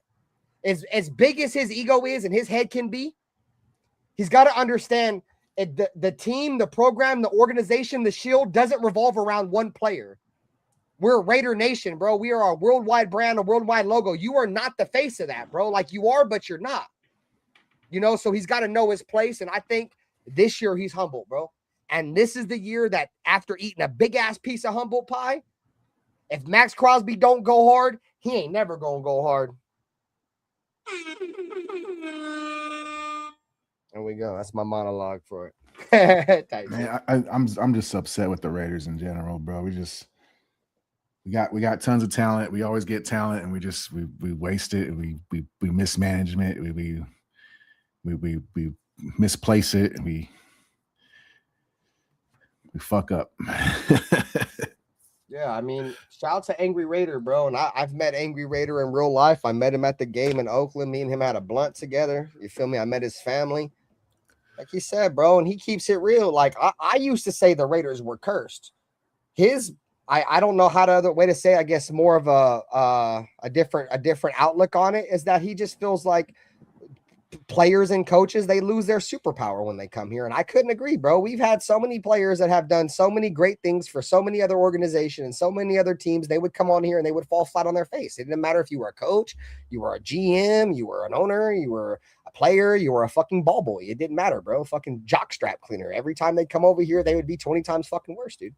It's like there's just been this fucking black cloud that's been hovering over the Raiders for a long time. And that's why I say, bro, like, NFL hates the Raiders, bro. I think a lot of us would agree with this, bro. I mean, from Al Davis's, suing the league, we've been punished for that for a very long time. And our only, bro, I hate to say this, bro, but I'm keeping it a bean. Our only way away from this black cloud, bro, is Tom Brady. And that is fucking pitiful to say, but it's the fucking truth. The NFL loves their golden boy, Tom Brady. The NFL hates the fucking Raiders. There's going to be a happy fucking medium there, bro. And our only way out of this motherfucking shithole is the same way we got in this bitch, goddammit. We got in this bitch with Tom Brady, and we're going to have to get out this bitch, goddammit. I think Tom Brady, bro, feels like he's got an obligation to the nation. Fuck the Chuck rule. He admitted it was a fumble, goddammit. He owes an obligation to us to get us the fuck out of this goddamn shit. Goddammit. And if he don't, I'm telling y'all right now, bro, if Tom Brady don't work, it ain't never gonna motherfucking work, dude. The NFL has never sucked the fucking gooch area of another human being on the planet Earth than they sucked the gooch of Tom Brady for fucking 20 fucking years, dog. This would be a good segment to play that Tom Brady slap. Oh yeah, fuck it. Let's get into the Tom Brady slap. Fuck it. You son of a bitch. Hey, shout out to the 45 people in the chat. Hit the like button. Appreciate y'all, boys. Really do, bro. We appreciate y'all, bro. We got a lot of comments to get into too, bro. So let's get into Tom Brady slap. I rock. What's that? Tom Brady slap. All right, here it is. He popped his dumb ass. A lot of people say it could be staged because old buddy is a WWE. I mean, I could see that too.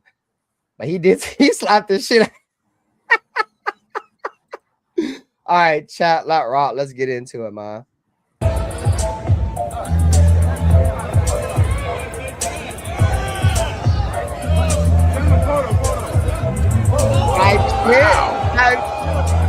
Wow.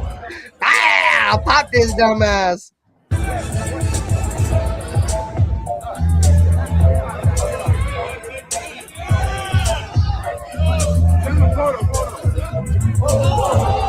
Hey, that's the Raider way right there, shit.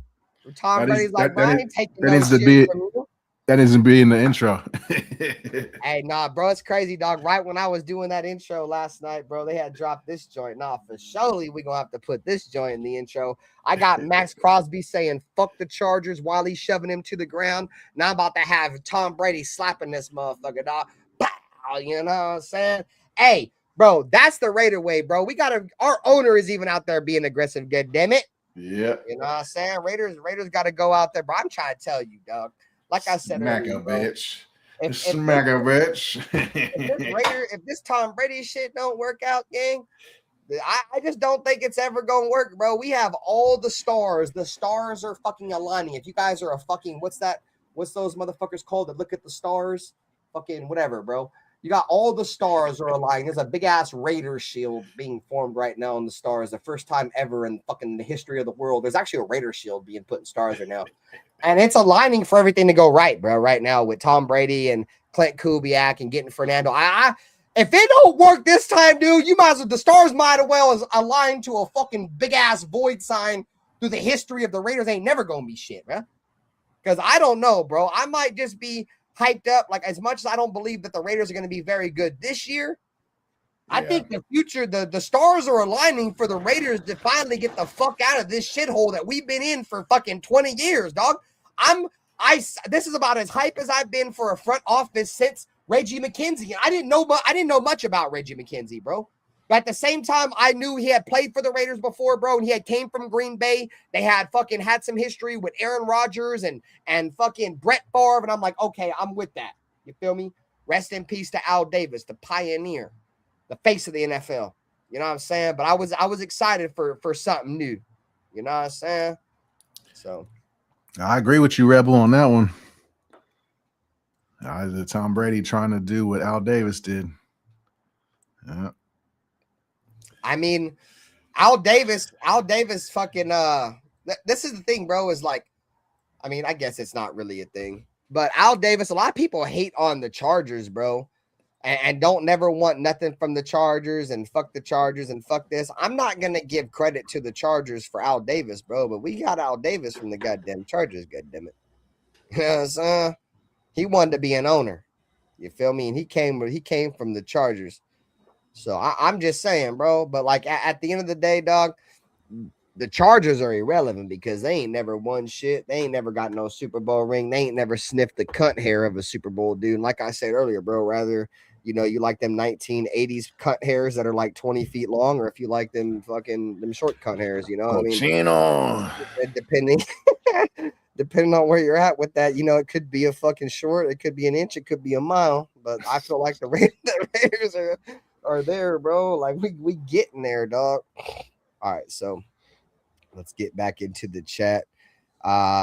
J-Dog said Tyree will go down as the worst Raider of all time. Dude, I still remember when I was on that panel and people were celebrating the Tyree Wilson draft like we were converting from the 99 the 2000s. You know what I'm saying? They was getting ready to pop bottles for that pick, bro. That shit was crazy, dog. Tyree was bad, but Damon Arnett,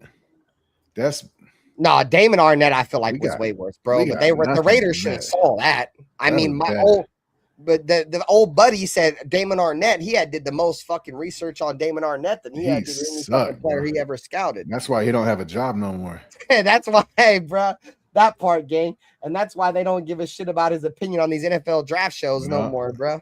Like, you used to see that full fucking Mike Mayock on all the NFL drafts, dude, scouting. Bro, that fool ain't on none of that shit no more, dog. He was here when we got out Leatherwood, no? No. I think he was. No, you're right. He was. Fuck Mayock, bro. That's crazy.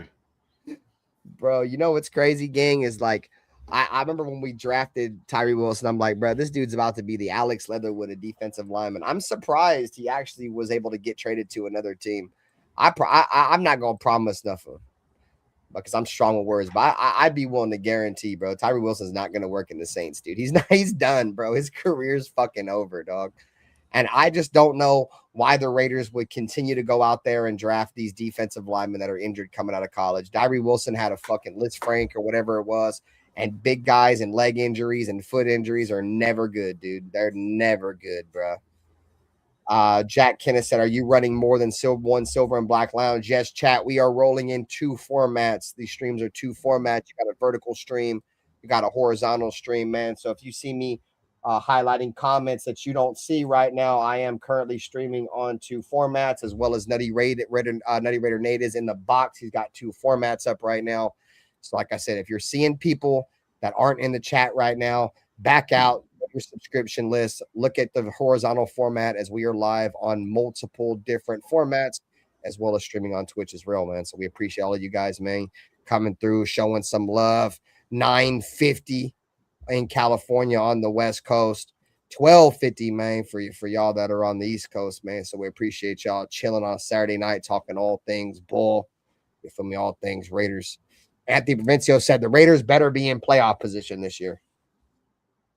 I'm telling you right now, Anthony Provencio, if that's your expectations coming into this year, bro, might be upset, gang. I mean, the Raiders could have a chance to make the playoffs this year, bro. I just don't see it. I just think the defense is going to continue to be bad. You know, I don't see any, and it's not for lack of trying, gang. Like, we got Maxx, you know, we went out there and got Dean, and we got Quay. You know, we got Stokes, who was good last year. We got Darian Porter, you know, that we had an argument, but Darian Porter actually finished ranked pretty well for being where he was drafted at last year. You know, the Raiders drafted, you know, Traydon Stokes highly in the draft. So there's guys out there. I just think it's going to be because Rob Leonard, first time defensive coordinator. It's going to be rough, bro. There's going to be some bumps in the road. But it's going to be for the same reasons why I don't think Fernando Mendoza is ready, bro, is because there's going to be bumps in the road, bro. The offense would have bumps in the roads with Fernando, but I think with Kirk Cousins, it would be better. But defense is different, bro. I think the defense, it's lacking. It's lacking,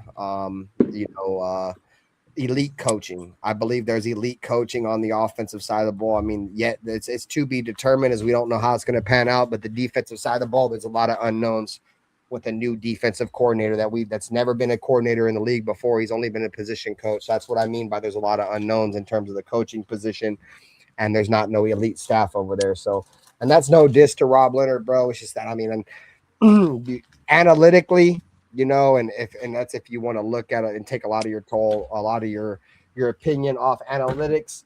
I mean, historically, first year coaches aren't very good. First year defensive coaches aren't very good. So, not saying it ain't going to work, but I feel like the Raiders are going to hold their hat on the offensive side of the ball this year.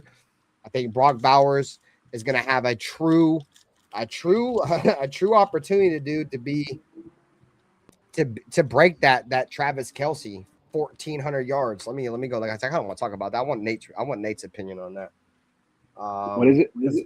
The impact that you think Brock Bowers is going to have in a Kent Kubiak offense, bro. I don't know because we didn't do a show about this one because we did one for Max. We need to do a topic on this one. I don't know why I have it with Brock Bowers being my fucking favorite player. But Brock Bowers was ranked the number 1 overall tight end. You know how Maxx Crosby was ranked the number 4 edge. Yeah.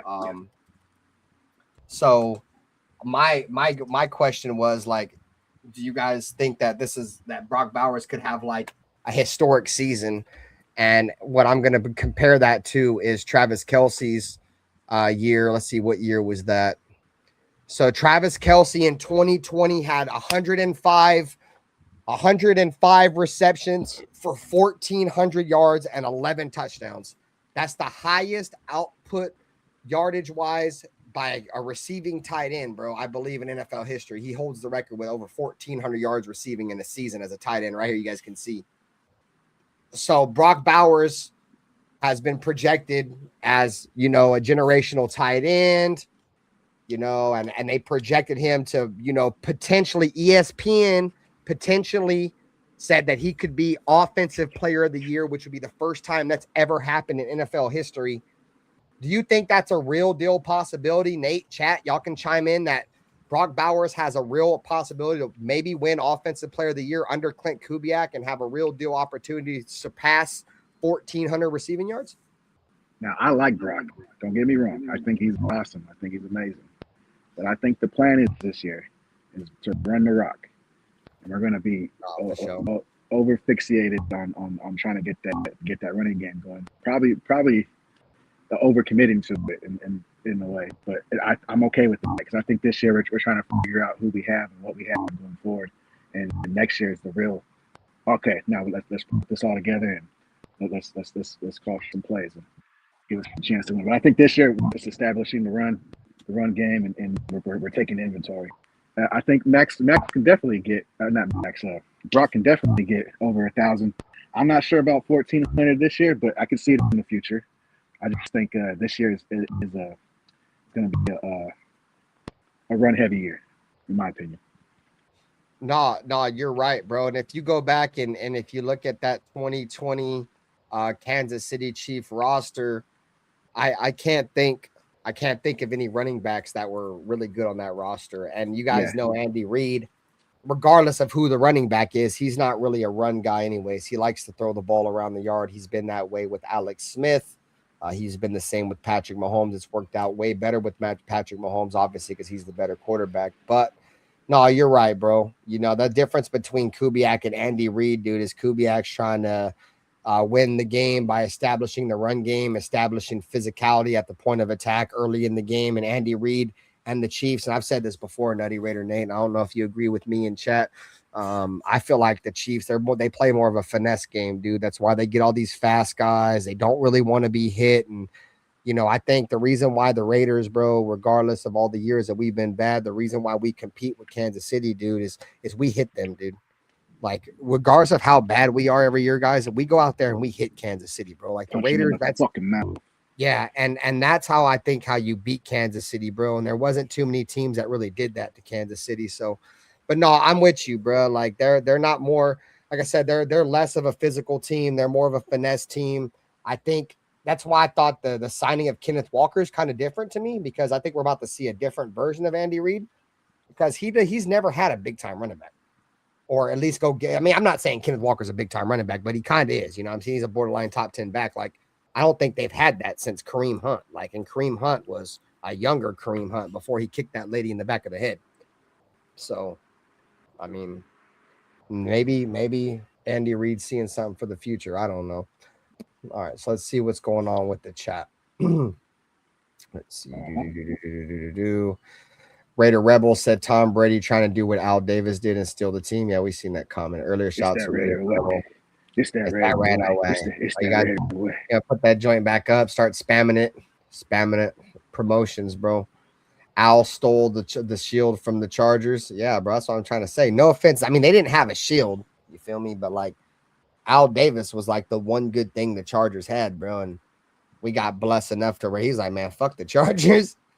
Is it, if I'm not mistaken, bro, when he took over the Raiders, we weren't the Raiders at the time, right? We were the Seniors. And then when he took over we were the Seniors, and then he took over and changed our colors from the Steelers black and gold to this black and silver. Oh shit, I just thought it was shooting star.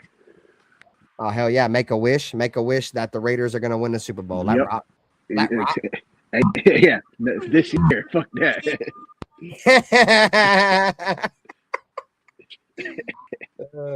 Yeah, bro, I'm not the biggest Raider historian. I know a little bit, bro. Hey, gang, I was at the game in LA a few years back, Nate, and I seen a Senior jersey, gang.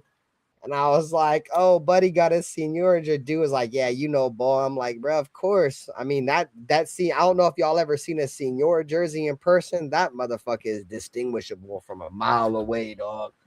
I was like, what the hell? That shit is fire, dog. It got like orange in it, no, or some kind of gold. It's gold. It's gold. Yeah, It's got like gold. It's got gold like pinstriping around the. So it's like black with white with gold pinstriping around the white. So, or not around the white, around the silver. It's like black silver with like fucking gold pinstriping. It's fire though.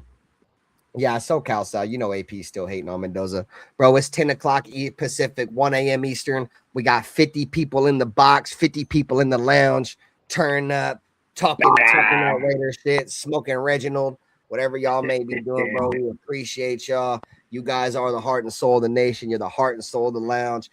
Get in the chat. Let us know how y'all feeling tonight, man, about all the topics on hand. And once again, this is your first time here. Let us know in the chat so we can welcome you to the lounge, into the box. You feel me? Because motherfuckers about to be boxed up. You want to know why? Because Maxx Crosby said so. God damn it. You know what I'm saying? Hey. Love to all my people and peace to all my haters. Right. You know, it is what it is, bro. You feel me? At the end of the day, I'm moving how the Raiders move. God damn it. And the Raiders ain't going nowhere, so I ain't going nowhere. Damn it. I'm trying to be bro. I ain't gonna lie. Every single week, I'm getting more and more excited for the Raiders, bro. It's probably because we know week by week we getting closer and closer to Raider ball. You son of a bitch. And my whole outcome for the Raiders may change after like 5 games, bro. If the Raiders are like fucking 4-1 after 5 games, bro, that 3-win shit go out the fucking window. I ain't gonna lie. I'll be the first person on here to be like, "Hey, Bither was wrong, bro. We about to win the Super Bowl, chat." We start off 2-0, bro. And we're in LA. I'm fucking with this going. We're going dumb. Bro, we win in Miami. If we leave SoFi with a W, when we're all linked up in LA, bro, we win the chip. We win in the chip. I might not make it back home. I don't know. Yeah, fuck yeah, bro. We gonna be like 400 miles away, dog. We have to try to make it back to the hood, gang. I need some of those cigars over here ASAP. Hey, shout out to the 50, boy. We have 50 now. What up, Stillmatic? Stillmatic, man, a Steeler fan. He cool as shit. He been supporting the channel. Much love, dog. Raider Shep said, when Dante go for 1,100 this year, don't cheer, just sit there. So, all right, chat, let's get into it. You guys think Dante Thornton got a real possibility for 1,100 yards, chat? What the fuck? Raider Shep? He said, Raider Shep said, when Dante Thornton goes for 1,100 plus this year, don't cheer, just sit there. Oh, I'm cheering, goddammit. I didn't come on here and I wasn't one of them Raider fans that said Dante Thornton was ass. You feel me? So I don't think he's got 1,100 in him, but I'm not gonna not cheer if he does, boy, because imagine a second-year player going from like 30 receptions or less to being a 1,100 plus yard receiver, bro. I mean, fuck yeah, I'm gonna fucking be excited. And I gotta empty out my piss jug, bro. I'll be right back. Hold on. I just think Dante is built more like Snoop Dogg than Randy Moss. He's got like a little frame.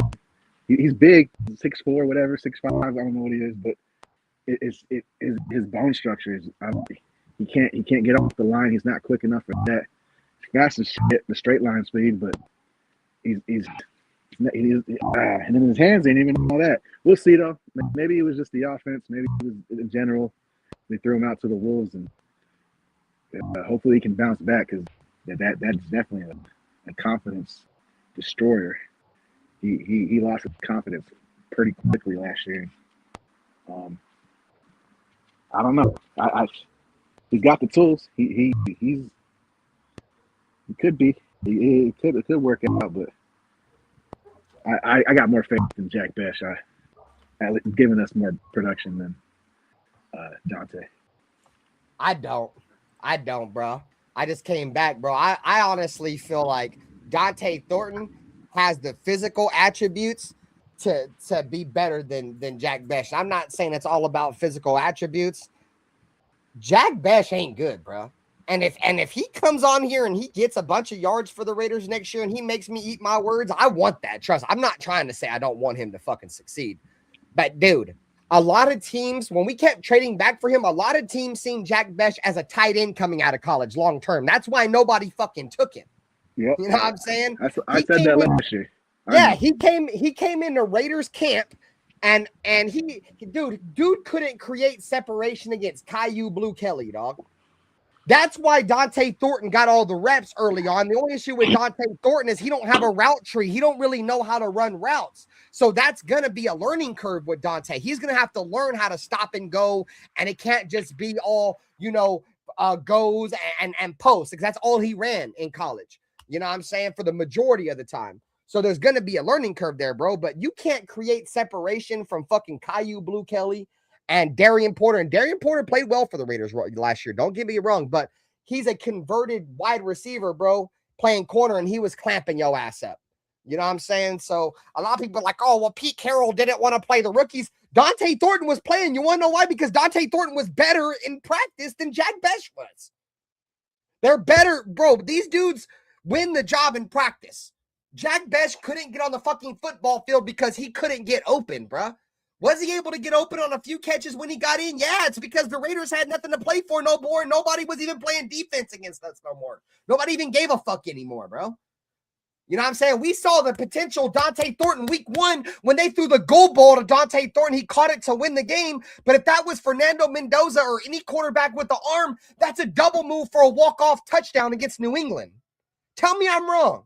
He underthrew it, and Dante Thornton had to make an adjustment. So we've seen the potential, and why the Raiders drafted Dante Thornton in week 1 against New England was to go vertical. Unfortunately for the Raiders, we had a fucking quarterback last year that had a fucking noodle for an arm that also held on to the ball and thought he was a fucking running back when he was about to get sacked. Like, it's fucking, it's crazy, bro. But no, Dante Thornton, for surely, in my opinion, has more potential to be a capable wide receiver in the NFL over Jack Bech. No, yeah, I definitely, the potential for out to Bad Fish. Saludos. For Dante Thornton is to the ceiling, through the roof. He's got all the tools. I agree. I see that. Everyone can see that. But after losing his confidence last year pretty quick, I don't know if he can bounce back from that. As bad as Jack Bech was, he at least made some conversions for us and kept the ball moving when he did get open. But yeah, he is a glorified tight end playing receiver at this point, with his route. Hey, Nate, remember when we drafted Jack Bech? We're like, oh, it's kind of a head scratcher, right? What was everybody saying? Oh, well, he's a great run blocker. Yeah, he's a great run blocker. Yeah. That's the only thing this dude is, bro. He's a glorified tight end playing wide receiver, bro, but not a glorified tight end like Brock Bowers playing wide receiver, because he's not a wide receiver. This dude's like a blocker, bro. This dude's like Lee Smith at wide receiver, if that makes any sense. You guys remember Lee Smith? That dude, he actually had a couple nice catches for the Raiders, bro. And Lee Smith was a good ass blocker. But before he came to the Raiders, bro, he couldn't catch a fucking cold in fucking Antarctica with no clothes on. You know what I'm saying? That's going to be Jack Bech. Not saying he can't catch the ball, bro, but he's not going to be able to consistently get open against NFL talent at the secondary level, bro. He's going to be a blocker. And he's probably going to make this scheme because Clint Kubiak demands a lot of his receivers to block. But at the same time, I feel like when Jack Bech is on the field, the Raiders become one-dimensional because they're like, oh, well, this dude can't create separation. He can't get open. They're going to run the ball. And they're probably going to run the ball towards this guy because he's going to block. I mean, I could be wrong, but no. Oh, I don't, like I said, I don't think the passing game is going to be a main point, vocal point for this year's. I'm sure they'll try to get him some balls and get them some plays, but to see what they got as far as that goes. But I think the plan this year is to establish the run and get that shit going. And let the guys learn. It's gonna be Bad Fish. I like the way you think, bro. I've been saying it too. I think this is gonna be the Trey Tucker's breakout year, and it's gonna be for a combination of a couple things, right? Bad Fish. It's gonna be one, Trey Tucker's going into a contract year, so of course this year he's gonna want to have his most productive season of his career. On top of the fact that I'm not taking nothing away from JSN, so don't fucking Seahawk fans, if you watch this, JSN is a great receiver, bro. But I feel like Trey Tucker has with him being teamed up with Clint Kubiak, bro. I think Trey Tucker is he's gonna reach his potential as a receiver. He's more of a Rashid Shaheed, not. No, JSN. I'm not comparing him to JSN. I'm just talking about how he made JSN like be extremely more productive than how he was the year before. I think Trey Tucker might be that guy that goes from 500, 600, 700 yards to 1,000 yards receiver this year. I just feel that way because I feel like if you can get Jackson Smith and Jigba 2,000 yards, I feel like you can get. I think Brock will probably have somewhere around 12. At least 12, I think, is where Brock's going to be at. And I think Trey Tucker can get a cool 1,000. I do. What did Rashid Shaheed have last year as far as yards? Let me see. I'll tell you right now. You have to keep in mind he was traded mid-season too. So. Yeah. Okay. Oh, yeah. I'd even say look at his whole career. Like, what is he averaging? I think he's closer to Shaheed more than JSN. So Rashid Shaheed, let's see where we're going here. I don't care about his games. Shit's irrelevant to me. All right, well, let me figure this out. Let me take this down and then I'll fucking. I hope Kubiak can unlock. I hope Kubiak can unlock this whole team, bro, because we got potential every year and we just terrible from the top to the bottom as far as leadership goes. All right, so here we go. All right, I got the right screen now. Shout out to Pro Football Reference, bro. Always coming in clutch. All right, so Pro Football Reference, Rashid Shaheed. So let's see here. Let me back that. I'm zooming out of the wrong screen. So let's go. Rashid Shaheed. Fucking ads, bro. We live in a world now, dude, where you just cannot avoid ads, bro. Like, I watch TV, I get ads. I want to look up fucking stats, I get ads. Okay, so here we go.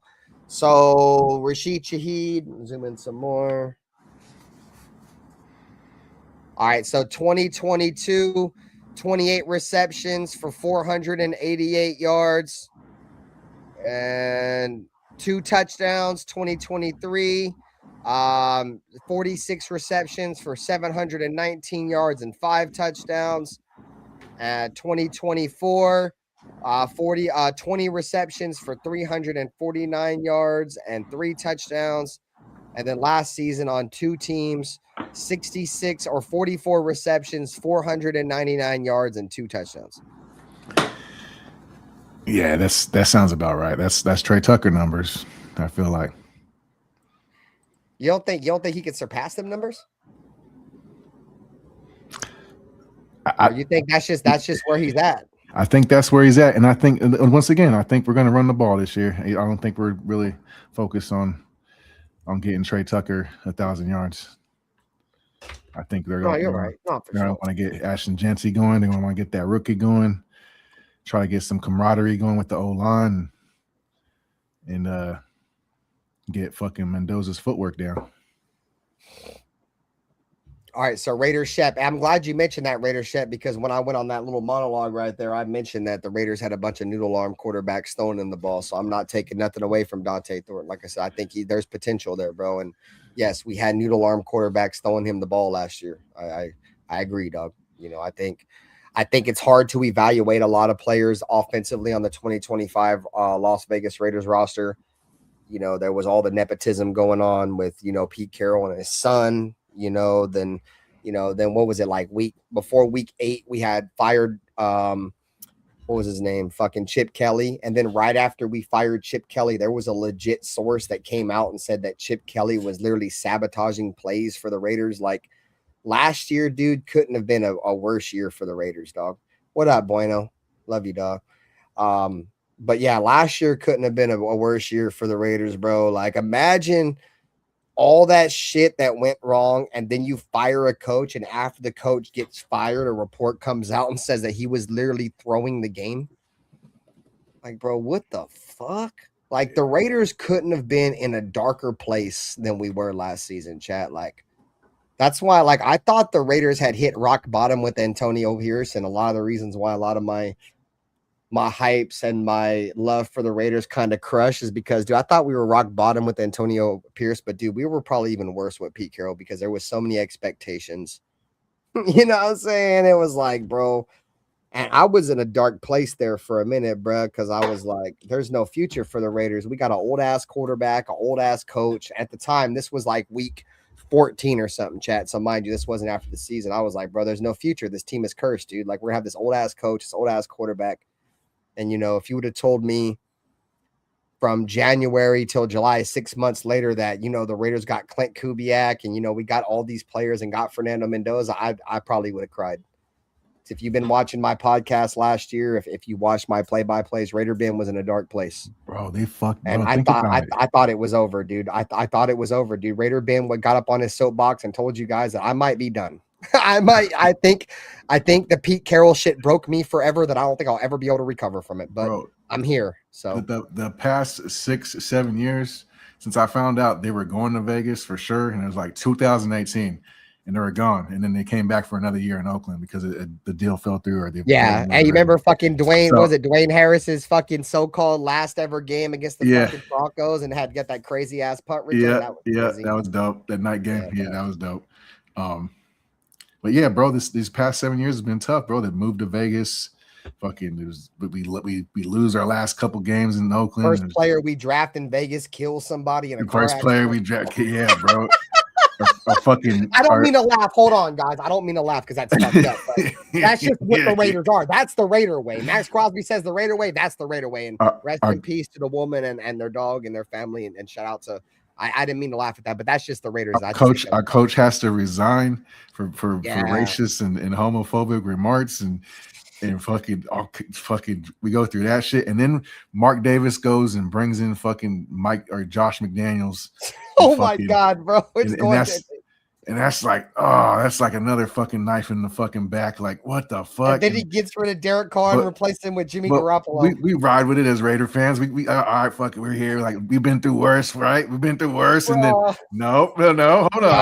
Motherfucker say, hold my beer real quick, Chad. Hold on. And then we get AP and fucking that's all those shenanigans, like the cigar games and fucking there's that roller coaster, and fucking the next year we get Minshew and it gets worse, and then he's rubbing boogers on the football. Yeah, he's rubbing boogers on the ball, bro. That shit was embarrassing as fuck. That shit was another fucking low. Celebrating another fucking low, and then last year it was just fucking. It was a lot, bro. And then this year we're expecting. Oh, Clint Kubiak, he won the Super Bowl playing offensive coordinator. Like, yeah, that's nice, but now he's got to run the whole team, and there's a lot of expectations. And I'm hoping for the success and all the good stuff and all the good vibes. And I love that shit. I really do. I'm trying to buy in, but bro, they've been whooping our ass, bro. Like everything I just went through, bro. That's just like the last 7 years. There's been way more before that, and so. That's why I'm a Raider through and through, bro. But it's just understand that fucking. It's hard out here for a pimp when he's trying to get the money for the rent type shit. With the Raiders, bro, this shit ain't easy, bro. Like I said before, this shit ain't for the soft. You feel me? Like, if there's one thing though, chat, Raider Nation, I love y'all boys. We gonna be on that motherfucking mountain, banging our chest harder than any motherfucking fan base in all of sports when we get back to winning that chip. And I don't know, bro. I just got this warm, fuzzy feeling in my gut. You feel me? That fuzzy feeling, you feel me? When I met my wife, that I feel like this gonna be right. And something's telling me, I think this gonna be right, bro.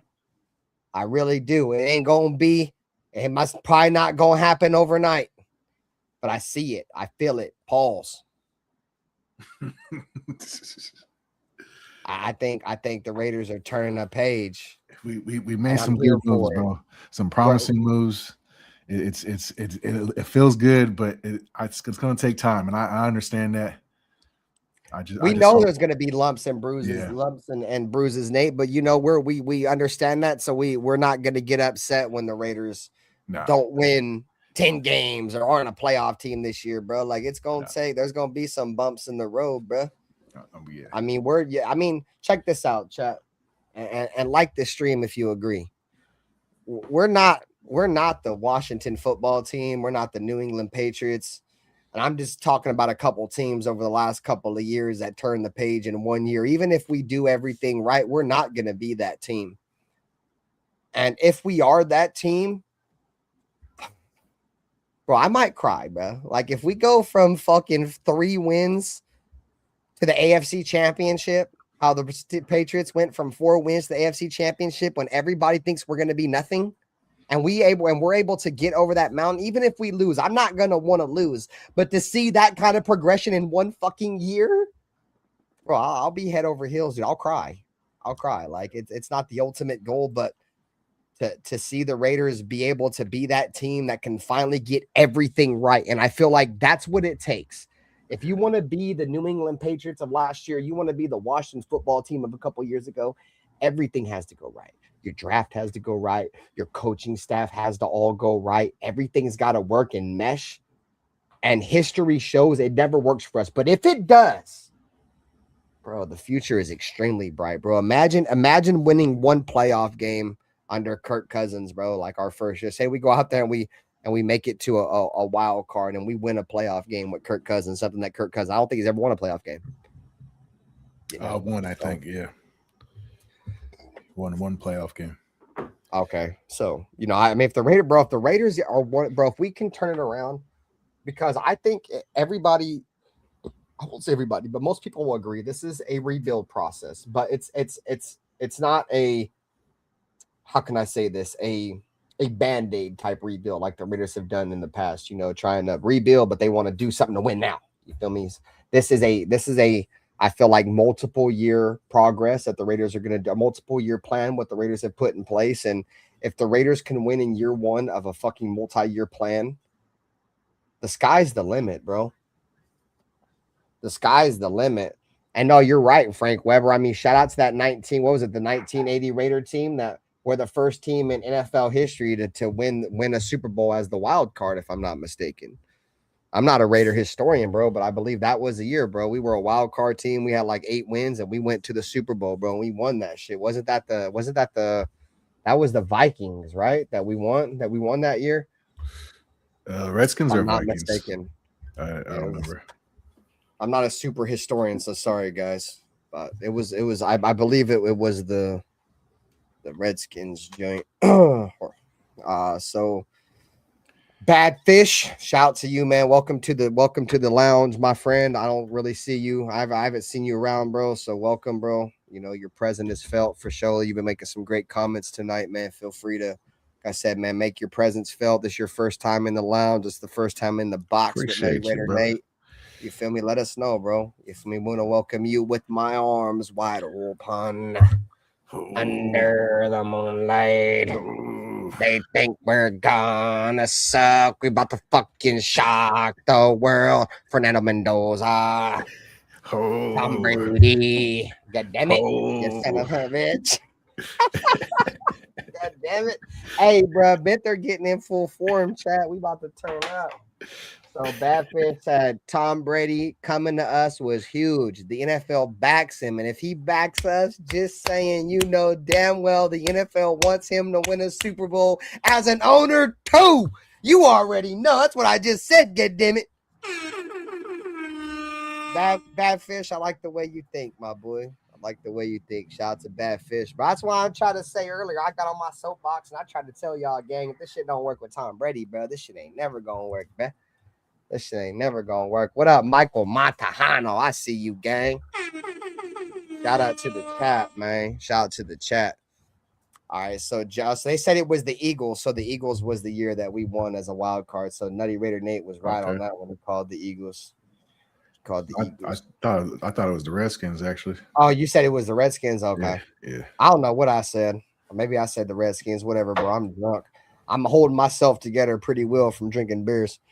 So let's see what else we got in the chat up here. Anthony Provencio said, if Genty gets some actual holes to run through, he might not have to break 20 tackles for 5 yards. All right, let's talk about Ashton Genty, chat. There has been a post going around where people are saying that they're comparing Ashton Genty's rookie season to fucking Trent Richardson. It comes up because they're comparable as far as their first rookie season, but they're more worried about him actually panning out to having the same career as Trent Richardson, which was pretty bad. Which his rookie season stats aren't too bad, but yeah, I don't. It's a fair comparison. Trent Richardson's rookie season, 2012, 267 carries for 950 yards, 3.6 yards per carry with 11 touchdowns. All right, so if I'm not mistaken, though, wasn't Trent Richardson like one of the highest touted, scouted running backs to ever come out of football? Like, a lot of people thought Ashton Jeanty wasn't that good. I mean, am I wrong here? I could be wrong. But I thought Trent Richardson was like labeled as one of them generational running backs coming out of college. I'm not saying Ashton Jeanty wasn't, but there was a lot of people that thought Ashton Jeanty wasn't very good coming out of college because of where he came from and the school he played from. Trent Richardson was from the SEC with Jeanty being from whatever conference that is, the no-name conference. Yeah. Jeanty put up numbers in the WAC division, so I don't. Yeah. So, I mean, that's the point I'm trying to make. That's why I feel like that kind of rating is kind of unfair, bro. But, at the end of the day, though, dog, like, I never seen Trent Richardson make plays like how that Chicago Bears game where Ashton Jeanty completely dominated the offensive side of the ball. Or you go back and you look at that Houston Texan game where he looked dominant. Like, he had 250 yard plus, 200 plus yard games. We didn't see that out of fucking Trent Richardson. Yeah, out of good defenses too. Yeah, you're right. That's what I'm saying. That game alone against the Texans, I think, shitted on Trent Richardson's rookie year. Anything he ever did out of all the games he ever played, he never looked that good. Yep. I forget who said that, but yeah, shout out. I mean, all right, so let's go back and shout out to LaDainian Tomlinson. We all know he hates the Raiders. LaDainian Tomlinson came out on a podcast and said that he has a lot of faith in Ashton Jeanty, and his rookie season was very reminiscent of Ashton Jeanty's season. So let's go back and since we're going to go ahead and we're going to compare Ashton Jeanty to fucking Richardson, let's go and compare LaDainian Tomlinson to Ashton Jeanty, who's one of the best running backs walking gold jacket. And I don't know if you guys had heard, but there was some people, I don't know exactly, I'm not gonna put no names on, but there's a lot of people that had said that his comparison, Ashton Jeanty's comparison coming out of college was very similar to LaDainian Tomlinson, like their skill set. So I don't know if that's the reason why LaDainian Tomlinson is that big of a fan of Ashton Jeanty. But let's go ahead and all right, so here we go. I got the graphic up, share this tab, bring it up. So we're looking at LaDainian Tomlinson, right? LaDainian Tomlinson, rookie year 2021 or 2001. Boy, I'm old. I'm getting old, bro. They both came out. I kind of zoom in, bro, and I keep hitting the wrong one. Okay, cool. So we're zooming in now. I fucking hate ads. You son of a bitch. I don't need no testosterone pills. God damn it. Fuck yourself. All right, so LaDainian Tomlinson, if you guys can keep track here on the first row, you're going to see 16 games he played. He had 339 attempts. He had 1,200 yards rushing and 10 touchdowns, but averaged 3.6 yards per carry. So what they were saying is that if Ashton Jeanty had got just as many handoffs and as many attempts as LaDainian Tomlinson, that they probably wouldn't be speaking so bad about him, because LaDainian Tomlinson had 1,200 yards. Let me see how many carries Ashton Jeanty had. I know it wasn't even close to that, bro. Yeah, I think it was. Was it? Okay. He only has like 5 touchdowns. Okay, so let's see. So I'm on Ashton Jeanty now. God damn it, you son of a bitch. I don't care about you, Ad. So he had 266 attempts. Okay. And LaDainian had 300. So it's not even close, bro. It's 73 more attempts. Yeah. So it's not even close. It's almost 100 more carries for LaDainian Tomlinson. Yeah. So there's your argument there. Is that, am I on the right one? Which one am I sharing? Okay, so this is LaDainian Tomlinson, 339 rushing attempts. This is Ashton Jeanty, 266 rushing attempts. So was that like 73 more attempts for LaDainian Tomlinson? Jeanty with the 3.7 yard average and you're gonna have go back over. LaDainian Tomlin's averaged 3.6. So realistically, if we just want to critique a rookie season and we want to talk shit, LaDainian Tomlinson's a walking gold jacket who some scouts compared Ashton Genty's skill set to coming out of college, had a very similar season to what Ashton Genty would have had. The only reason why he had more yards is because he had almost 100 more carries than Ashton Genty. So that Trent Richardson argument is dead to me, bro. That shit's dead to me, bro. Yeah, no, it's I don't think I think that they're reaching with that one for sure. I think he's better than what Trent Richardson showed in his rookie year for sure. Now, was Ashton Genty worth a top 10 pick? I don't know, bro. Only time will tell. No, I know. I know. Running backs. I know he definitely was. You don't take a running back unless you're ready. All right. So let me ask you this, Nate. Since you unless said you're ready. Say the Raiders win a Super Bowl in the next 3 years and he's Super Bowl MVP. Do you still stand on that statement? Yeah. Okay. Yeah. Because I mean, he might not be worth it at the moment, but down the line, if he's an integral part of what the Raiders do to win championships down the line, it's definitely worth it. In 3 years, I think we could have did it in 2, maybe in 1. What up, Manuel Mendoza?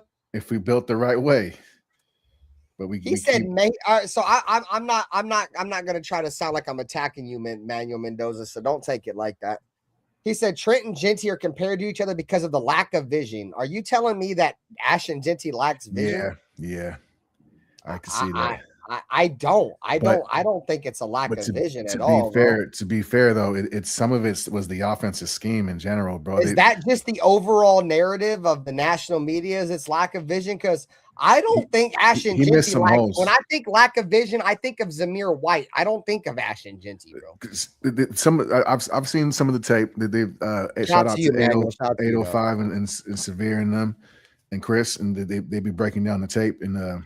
They showed shout out to those guys, man. Yeah, they showed some times where Genty missed the hole in general. Just like he could have went outside and he took the inside, and that's what I'm saying. No, it's the vision. The vision in question is definitely valid. You're on mute. I'm talking to my wife, bro. You're good. I'm 1 subscriber away from 5,500. Damn it. One. Can we hit? You just lost 3. yeah, bro. I was just getting ready to say that, bro. I said that the other day. Every single time, bro. I've gained like 50 subscribers in like the last 2 or 3 weeks, right? Every time I say I'm about to hit a goal, like 10 people unsubscribe. If that's funny bunnies, fuck off, you son of a bitch. God damn it. I hate you. Fuck off. Nah, I love you, gang, even though you just go fuck yourself, though. Go fuck yourself. Way possible. God damn it. So Aunt 6, he's got a question for us. He's coming in hot. My dog, what's good? He said, question for the panel. Would you guys rather sign two-way superstar from USC at running back and strong safety Dustin, or Hall of Fame free safety Alvaro Martinez from Miami? Well, I'm not taking running backs in the first round, God damn it. So I'm taking Alvaro Martinez because we need to replace Jimmy Chin. Can he play single high safety? Yeah, you good. I'm gonna trade back and beef up the trenches. I'm gonna trade back. You know how I get down. Shout out to my dog. Aunt 6. You already know, bro. If it comes to getting tougher and stronger up front, bro, Nutty Raider Nate's up out that jank.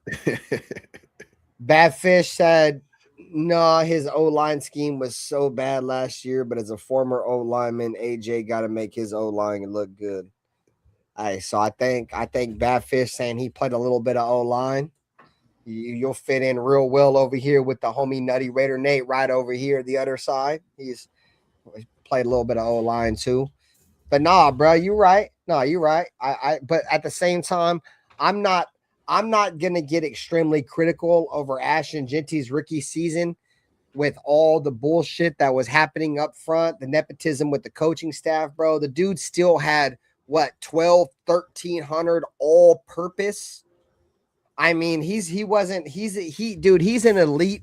He's a borderline elite running back, bro, and he's a great passer, catcher of the football, dog. And I think his scheme is gonna fit extremely well with Clint Kubiak.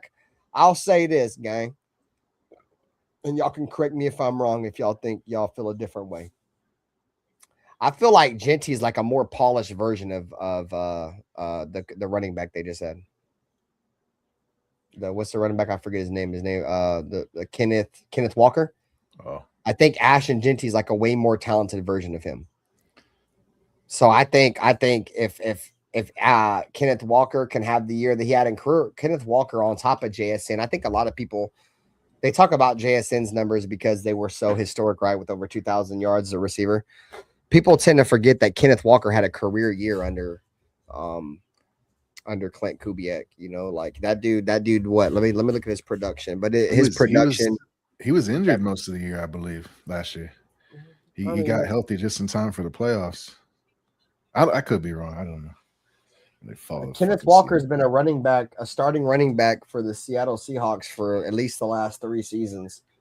And he's never had the season that he had in this prior season, just like JSN. And like I said, I'm not taking nothing away from Kenneth Walker. I'm not taking nothing away from JSN. But the point I'm trying to make is the impact that Clint Kubiak had on some of the better players around the National Football League with Kenneth Walker and Jackson Smith and Jigba. Kenneth Walker's with the Chiefs this year. You know that?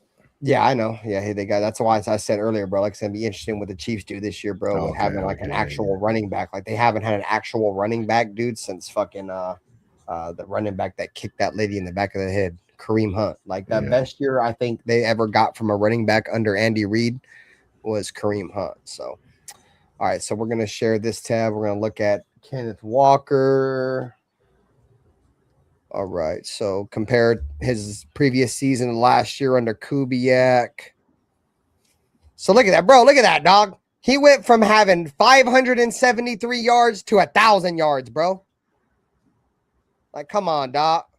Like, I think so many people get caught up in Jackson Smith and Jigba's huge leap from year 2 to year 3 that they forget the huge jump from Kenneth Walker from year 3 to year 4 under Kubiak, bro. Look, and they played all the games, Nate. Look, so he played 11 games and he started all 11, bro.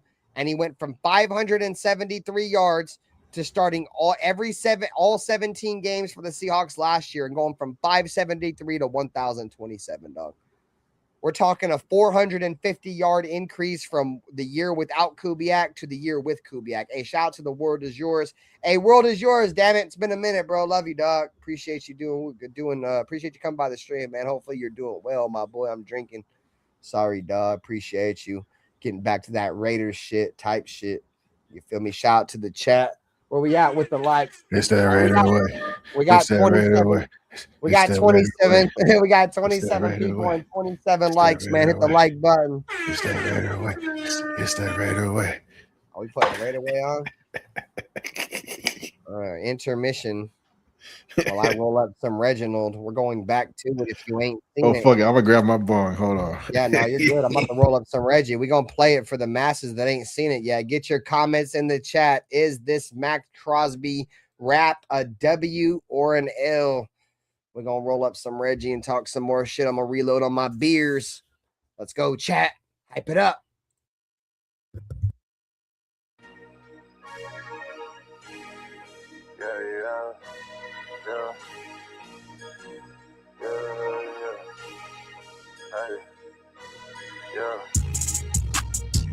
That's that right away. I feel like easy on them 808s. I'm out in open ceiling. All up Marcus, that's my dog with that Raider game. It's that Raider way. That's that Raider way. I feel like easy on them 808s. I call your your babe, she rock that 98. Making plays every day, laughing to the bank. Max Crosby on my wrist, it cost me 98. Cash advance, Louis pants in the south of France. You might go blind, how I shine if you catch a glance. GIA certified, watch me do my dance. The money falling out my pants, you ain't got a chance. I started from the bottom, now we at the fucking top. I drop the top, pull a Bentley out the parking lot. Yeah, hey, I'm on that prime shit, I'm on that slime shit. I got a dime, bitch. Black shirt, silver hat, feel like Bojack. AP for the time, man, let's run it back. Hey, that's that right away. That's that right away. That's that right away. Shout out Oakland, shout out Vegas, yeah, we run LA. But what they say, we don't play, we rep that right again. That's that right away. I feel like Easy on the 808s. I'm out in Oakland, chillin' in the bay. Call up Marcus, that's my dog, I'm with that right again. Yeah, that's that right away. That's that right away. I feel like Easy on them 808s. I call your babe, she rock that 98. Yeah, the boys back. They had a heart attack. The Raiders on the map. Yeah, I'm about to do them bad. I feel like Joe Jack. We giving back the ass. Yeah, I'm in a different class. I got a stupid bag. Yeah, I got dummy swag. Money tall is with me, you ain't blocking that. I'm James Harden to these haters, how I'm stepping back. I'm Kobe Bryant on their ass, I don't give a pass. I'm Michael Jordan 95, how I'm coming back. I'm Tiger Woods on these hoes, about to make me crash. It's back to back, black on black, Bentley's in the Shout out to Max, man. Hey, bro. I ain't gonna lie. That Maxx Crosby shit, that video and him naming it the Raider way, and I know Raider Rebel said he only mentioned one Raider the whole time. I get it, but I don't know, chat. That gives me positive vibes, bro. I think Maxx Crosby is locked, bro. You feel me? I really do feel that way, dog. Something about that shit, dog. From what I heard, I sent the boys. You feel me? The camp. You feel me? The video. And I'm like, okay, this shit's not bad. And like I said, bro, earlier, I'm not listening to I'm a Raider though in the goddamn car. You know what I'm saying? And we saw that, but we say that shit all the time. But I'm not listening to this shit neither. But it's not bad, bro. It's actually pretty decent for somebody that's fucking bueno, you fucking cocksucker. He said the Raven way. It's gonna be tough, dog. That was the song he was gonna put out when he went to be the Raven, huh? He had to remix it when the trade didn't go through. Oh, hey, shit. so he said he thinks Genty can be compared to Bijan. Bro, y'all seen that video? Y'all seen that clip of Bijan where he gets rolled up and folded like a lawn chair backwards? In college, yeah, that shit's nutty. Bro. That shit's nutty. I never thought he'd recover from that, bro. I thought he was dead. That was like the Johnny Knox injury. You ever seen Johnny Knox when he played for the Chicago Bears and he got rolled up on? Yeah. Bro, I know ball gang. I remember Johnny Knox was a demon, bro, for the Chicago Bears as a returner, and he was low-key decent in the receiving game too. And he went and tried to recover a fumble or something, dude, and got folded, bro, like backwards, dog. Like very similar to what's about to happen with Bijan right here. I mean, I'll go back and edit these, bro. We're chilling tonight, bro. We're having a good time. We got a good showing. We got over 40 people pretty much all night chilling, man. We appreciate y'all. Y'all chilling in the lounge tonight in the box with Nutty Raider made and bent their minds. So yeah, I think it's right. Yeah, right here. This joint right here. I'll load this joint up. Shout out to the ads. You feel me? But yeah, this shit was crazy, dog. I didn't think he was gonna ever recover from this joint for surely, but he about to get Bijan right here. Hurdles. Boing. Folded his dumb ass. I thought for sure. That shit was tough. Here, it's getting the slow down right here.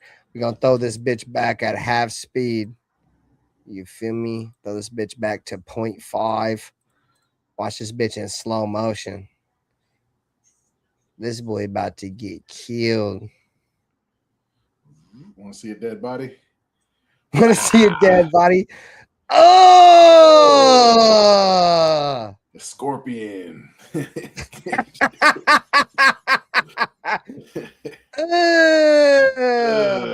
that shit is tough, chat.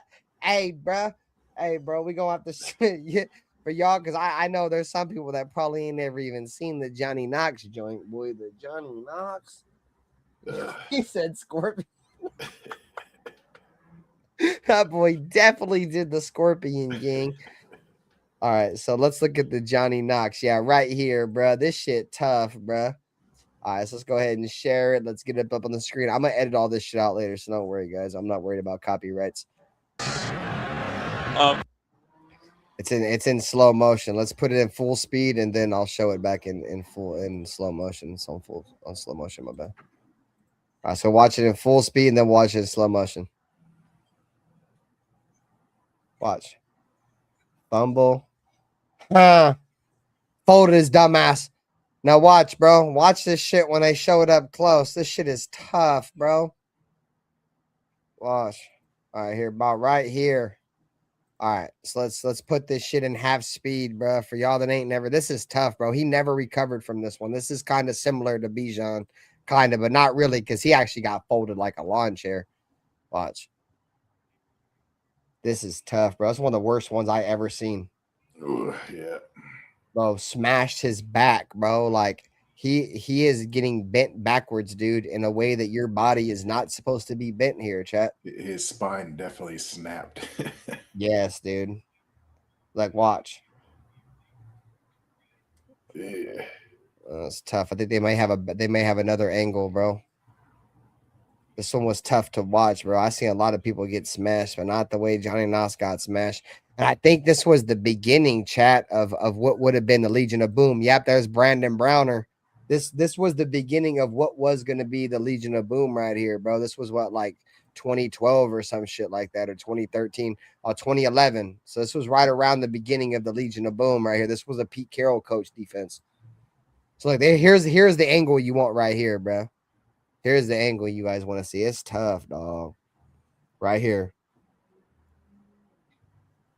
Johnny Knox, he was good, bro, and he was just never the same after he took this. I mean, can you blame him? Look, bro. Bro.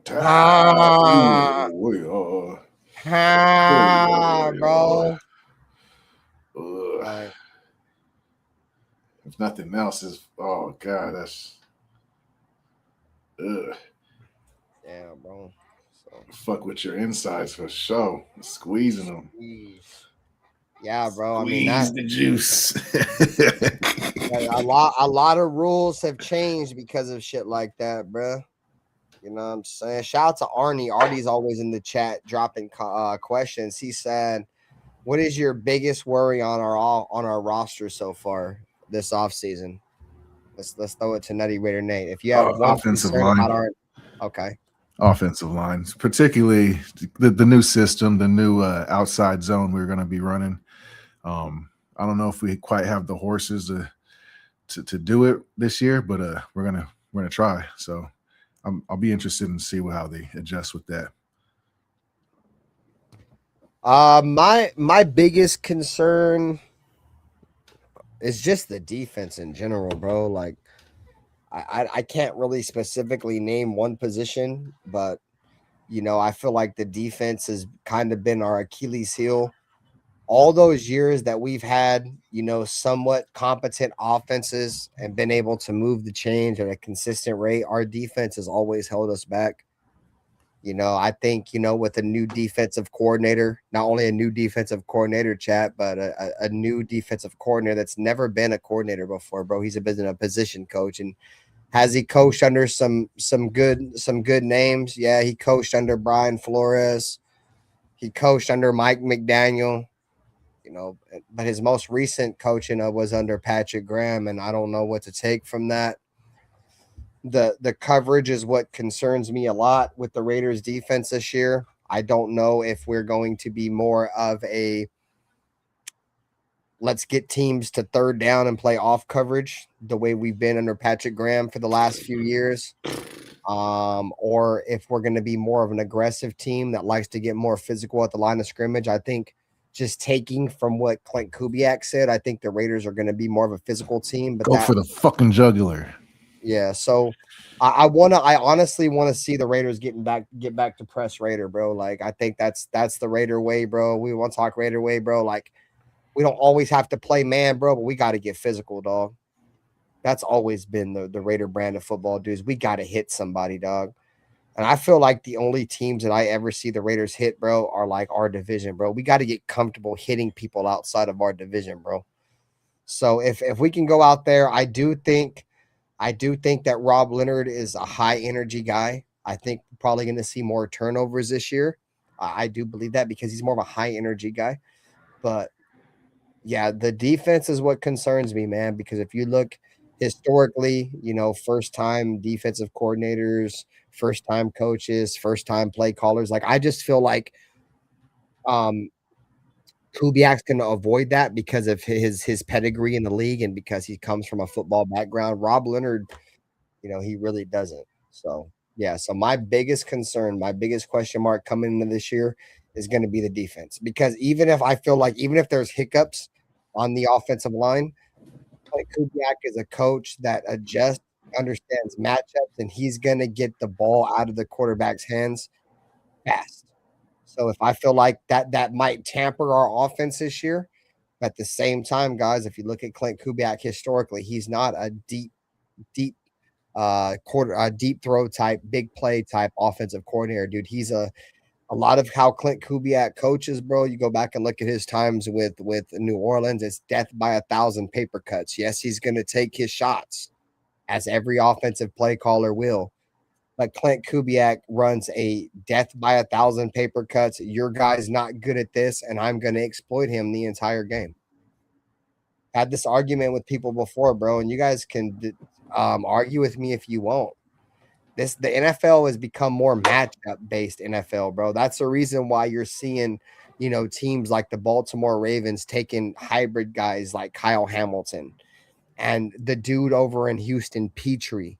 And the kid that was just recently drafted in Seattle, I can't think of his name, but he was a big part of that defense this year.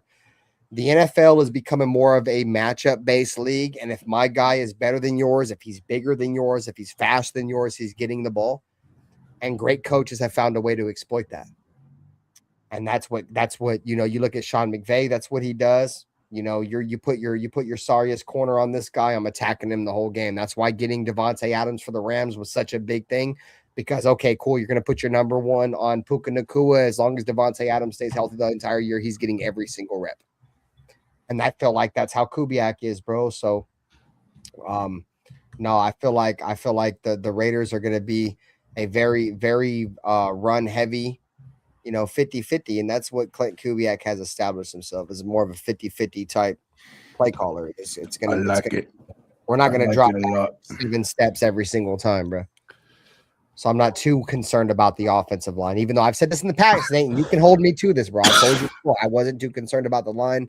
I'm still not too concerned just because I'm going to give the offensive line the benefit of the doubt for the ineptitude of what was Brendan Carroll.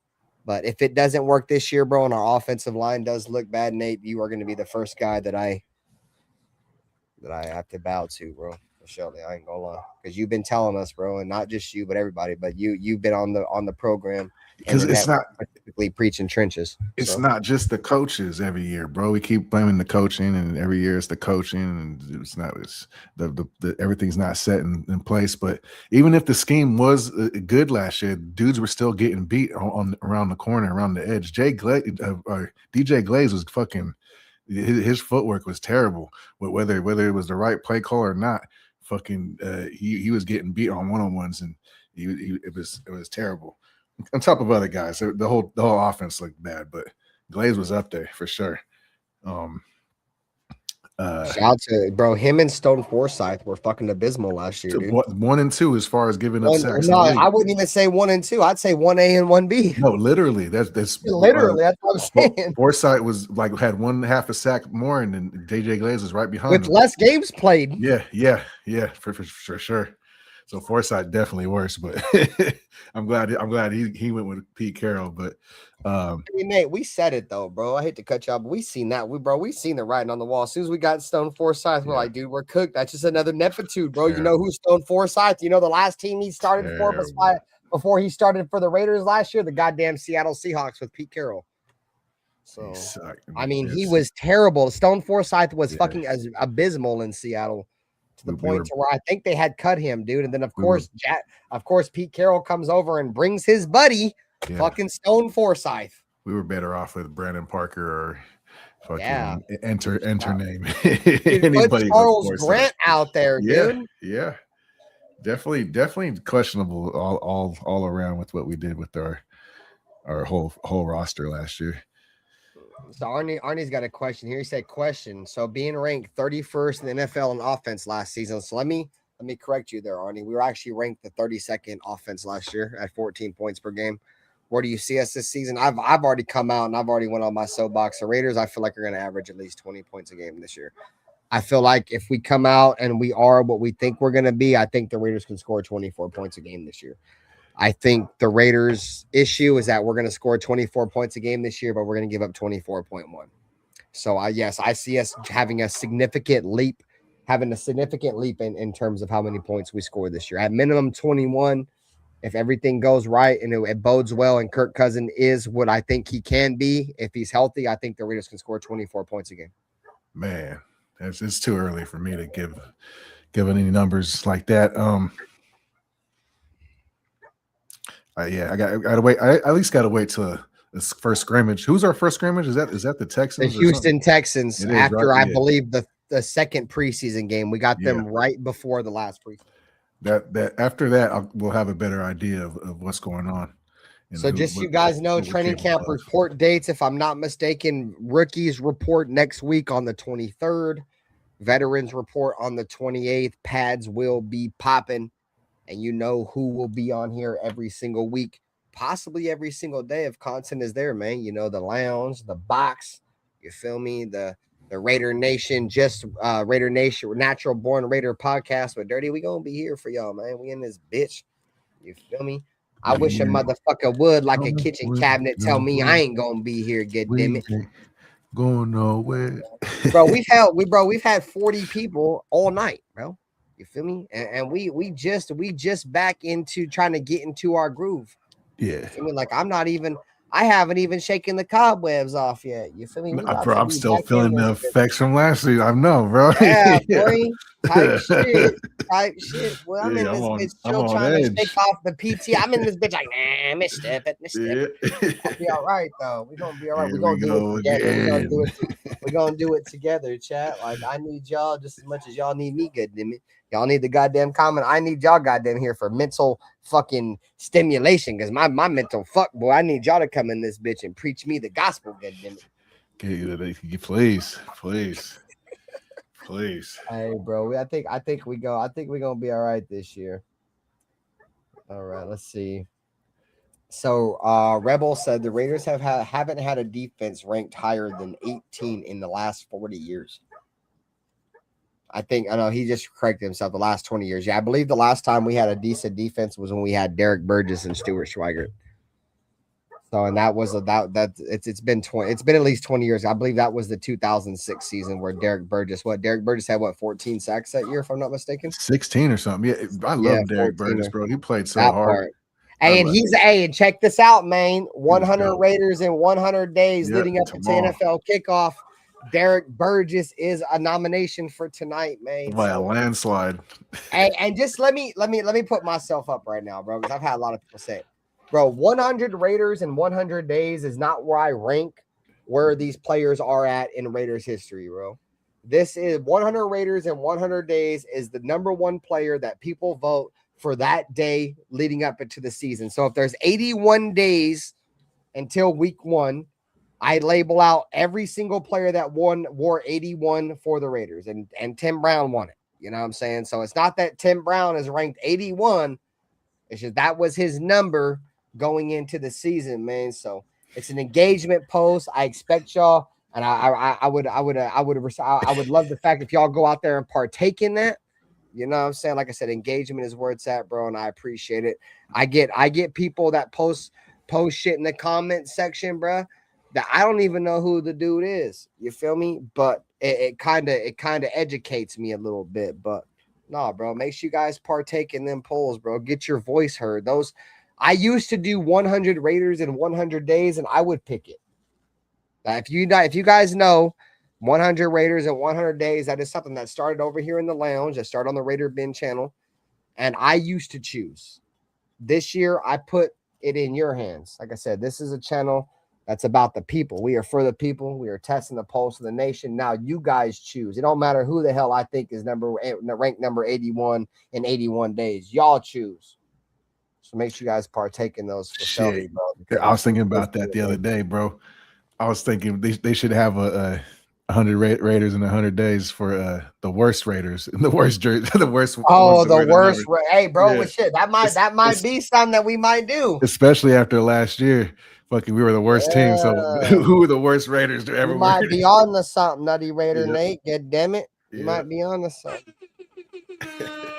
See how motherfuckers just be chilling and smoking original and drinking beers and just be like, hey, bro, fuck it. Let's not just do the best 100 Raiders. Let's do the worst 100 Raiders. That's a great one. Yeah. Every single day, do the worst player that won this number and the best player. God damn it. 2 of them. Yeah. So Arnie said Stone Cold, Forsythe, Geno Smith equals 3 wins. Jets will get the first overall pick in next year's draft if they sign Stone Cold. I mean, we came out and we said we feel like the Jets are kind of copying the Raiders' blueprint. They're going to bring in Geno Smith to get the number 1 pick. Parham's terrible. And Parham. Yeah, facts, bro. And some people will say next year's quarterback draft is stronger than this one because you're going to see Arch Manning, you're going to see Lenore Sellers, you're going to see a couple other quarterbacks. You feel me? So, I mean, I think a lot of us kind of see what the Jets are doing for surely. And you know what's crazy, bro, is that Jets fans literally fucking were like on the Derek Carr type level with how much they hated Geno Smith, bro. And for him to go back, bro, like that's crazy. And then Geno Smith is getting all these crazy accusations now, bro. Like Geno Smith might not even play for the Jets next year. I'm just gonna keep it a thing. He might not play. He's facing so much. This boy's getting in so much bullshit in the offseason. The Jets are like the Raiders, bro. This is the kind of shit I expect the Raiders to do. He deserves everything he gets. Fuck that guy. That's one of those. That's one of those things. To everybody that thought Geno Smith wasn't one of the main problems with the Raiders last year. That's one of those things where once a Raider, always a Raider. Geno Smith, I don't know if he qualifies, bro. Flipping off Raider fans and fucking shit in the bed like that. Like Damon Arnett, add him to the list. Now once a Raider, nope. Tyree Wilson, nope. Alex Leatherwood, You might be honored by the franchise. You won't be honored by me. Nope. Shit, and I'm the only, and me and all of you guys in Raider Nation is the only reason why the goddamn Raiders are even existing, goddamn it, because I told y'all before, listen to me when I tell you son of a bitch, and you look me right in my eyes when I tell you this, goddamn it. The Raiders are nothing without me and you, goddamn it, son of a bitch.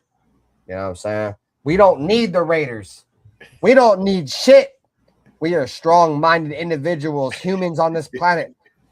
The Raiders, they need us to be relevant. The Raiders don't got shit. The Raiders suck. You look at the fucking multiple fucking losing seasons over 20 goddamn years. We suck, goddamn it. But guess what? We are fucking Stockholm syndrome, goddamn it. Yeah. Domestic violence. They're gonna change, goddamn it. They're gonna be different. A battered spouse. Kubiak. Bro, it's gonna change. Bro, I'm about tired of being beat, damn it, you son of a bitch. Look me in my eyes and I tell you it's gonna be different. If I said I didn't say this before, I'd be lying to you, son of a bitch. So I'm gonna stop lying and take myself off the dictionary. Oh man. We gonna be all right. Trust me. Trust. I wouldn't trust me. Not this year. Not this year. We're going the right direction. It's a building. So. It's a building process. It's a building process. We're gonna clean house. We're going the right direction. We got Pete Carroll. It's gonna be different. 10 wins. 10 wins, guys. It's gonna be different. God damn, I'm tired of hearing that goddamn song and goddamn speech. He's a Hall of Fame coach. I don't know. I don't know if he's gonna be in the Hall of Fame now after fucking. Yeah, bro. That boy just got the Tom Flores fucking blemish on his resume, dude. Don't nobody want Tom Flores because what he did prior to the Raiders. Now nobody's gonna want Pete Carroll because what he did for the Raiders. God damn it. Yeah. Come on, bro. Arnie said worst Raiders ever: Russell, Arnett, Leatherwood, Geno Smith, Randy Moss, and Antonio Bryant. Yeah, all right, chat, chime in. Who's your worst Raiders ever? Arnie Garcia going crazy already. Hey, we still got 40 people, bro. We've been live for almost 3 hours. We have almost 40 people. We are keeping the chat, the Internation tapped in. God damn it, you son of a bitch. We in here bringing entertaining, informative, and educated content. Even though I'm stupid half the goddamn time, but passion don't hide itself, you son of a bitch. Passion wears its fucking heart on its sleeve, and can't nobody in this goddamn whole shit tell me I ain't passion. I ain't goddamn genuine about nothing, goddamn it, you son of a bitch. You disingenuous piece of fucking garbage. Go fuck yourself.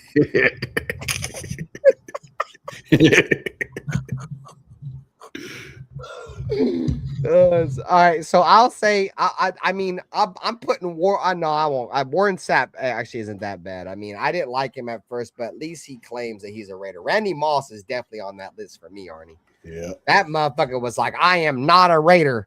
He literally pretty much said, fuck you guys on NFL level. Like, you are not a Raider. Add Devontae to that list. I'm with you, Jason Marshall. Fuck him. All he did was lie to the Raiders. I'm from East Palo Alto. I love the Raiders, and I'm not doubting that. But that motherfucker never wanted to play here. The moment Derek Carr walked out this bitch, he wanted out. Fucking Dark said, I miss you fighting the person next to you. No, I just be talking to random ass people sometimes. You guys might not know the punching bag might come back. We might do an episode this year where I put the trash can player of the game on a punching bag, god damn it. And I just punched that motherfucker the entire shit. You're the reason why we lost, you son of a bitch. I'm about tired of breaking my TV. Bow and sock that motherfucker the way we used to do back in the day. I ain't gonna mention no names, but if you know, you know, type shit. You know what I'm saying?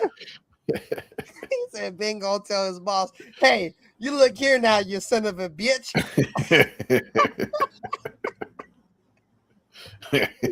Hey, James Furpo putting in that work fucking tapping in with the strength. I'm on, hey, let's get it in for you, James Furpo. That rock. Hey, settle down, Mark. Settle down, Mark. Settle down, Mark. You son of a bitch. I want that. Hey, make that audio for me, bro. Hey, Willie Wayne. Hey, Willie Wayne, boy. I'm getting back, bro. Motherfuckers know I ain't trying to come on here and not sound humble because I'm working on that for surely, bro. But you guys know, boy, when Benther in his bag, shit, boy, I'm one of the most entertaining motherfuckers on here. Hey, bro, and that's one thing I pride myself on, chat. Like, for what I might lack in brains, I make up for entertainment. God damn it, you son of a bitch! Like y'all. Like, y'all might not like this or y'all might not like that, but you gonna love this. I miss you, bro. Hey, and I'm trying to tell you, bro, that's half the battle, bro. Like, being informative is one thing, bro, but being able to keep a motherfucker glued to the shade, like, bro, what this motherfucker gonna say next? That's what I pride myself. You never know, bro. You never know what bit they're gonna say. But one thing I am gonna say, bro, for the most part, I don't be when it comes to Raiders, boy, I be on this bitch speaking factaronis. You know what I'm saying? Fuck y'all talking about motherfuckers in there speaking bullshit. I called this, I called that, bitch. You didn't call shit. Go fuck yourself. I ain't gonna lie, bro. We've called so much shit on this podcast, but you ain't seen us up here beating on our chest. The only thing I beat my chest about was Brock Bowers, goddamn, because Brock Bowers a walking fucking Hall of Fame fucking player. I told you, goddamn motherfuckers, he was gonna be. I mean, obviously the future is to be determined. But outside that, bro, you know how many things we've hit on that we haven't come on here and like, I told you so, bro. We hit on shit all the time. Yeah, and I'm not always right, but I was wrong just this morning. You know what I mean? So it's all good. See, that's the thing, chat. Listen. For everybody that's new to our channel, bro, there's a lot of content creators. There's a lot of people on YouTube that if you don't agree with their opinion, bro, they gonna feel some type of way about you, bro. We are the lounge. We are the box, the loaded box. This is the Natural Born Raiders podcast. You are the world's most dangerous chat, and this is the nation with attitude, bro. Like we pride ourselves on you guys having your opinions and us going back and forth on opinions. That's what makes us humans. When you start going to these other channels, bro, and they be on some weird shit, and if you don't agree with them and you're not part of that cult mindset, weird. We're different, bro. I ain't gonna come on here. We can have debates, bro, but I ain't gonna come on here and be on no weirdo shit because you don't agree with me. I don't want everybody to agree with me, bro. You know how many people chat? Hey, look, check this out, bro. You know how many people, bro, and hey, Jack Kenner, dog. I love you, bro. I'm just gonna call you out, bro. I love you, Jack. But Jack used to be on other shows when John Leon or whoever would be in a chat and would call out Maxx Crosby. And Jack Kenner would be like, oh, you don't always have to agree with Ben. Bro, that a lot of people aren't always agreeing with me, bro. It's because motherfuckers see it, gang. I don't want you to come on here and be like, oh, I don't like Maxx because Ben don't like Maxx, bro. That's not what it's about, bro. Like, motherfuckers we can have our own opinions, bro, without being criticized and disrespected and saying this person or the next person, bro. Like, we're entitled to that shit, bro.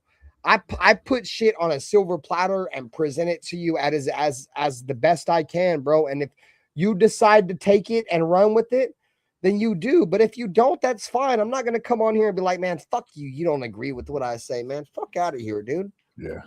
That's weirdo shit. My favorite nowadays is everybody likes to say, you don't know ball. Or you don't know what you're talking. Yeah. What are you talking about? Yeah. Oh, I literally had some motherfucker dude tell me, do you know what separation is? Yeah. Are you fucking kidding me, dog? I was like, Jack Besh can't create separation in training camp. Well, do you know what separation is? Nah, bro, I don't. You got it. Like, come on, bro. I'm not doing that. That shit is weird, bro. You feel me? Like, just because motherfucker don't want to agree with what you say, bro, and motherfuckers might have his vision of shit. Don't come here and try to disrespect somebody's football knowledge. Do you even know ball? Do you even know what creating separation is? I don't fucking know. I've only played football. I've only watched football for fucking 20 fucking years, my entire fucking life, 25 years. No, I don't know what creating separation is, but you got it, gang. That's my mindset. Motherfuckers say dumbass shit like that. You got it, gang. You know what I'm saying? Like, fuck out of here, bro. Gonna sit here and act like motherfuckers don't know what the fuck we talking about. Motherfucker, we ain't on this bitch just talking out the side of our motherfucking neck. Motherfuckers might think that shit, bro, but motherfuckers be on this bitch every single weekend. A lot of the shit that we fucking hit on, bro, we know what the fuck we talking about, bro. Fuck out of here, bro.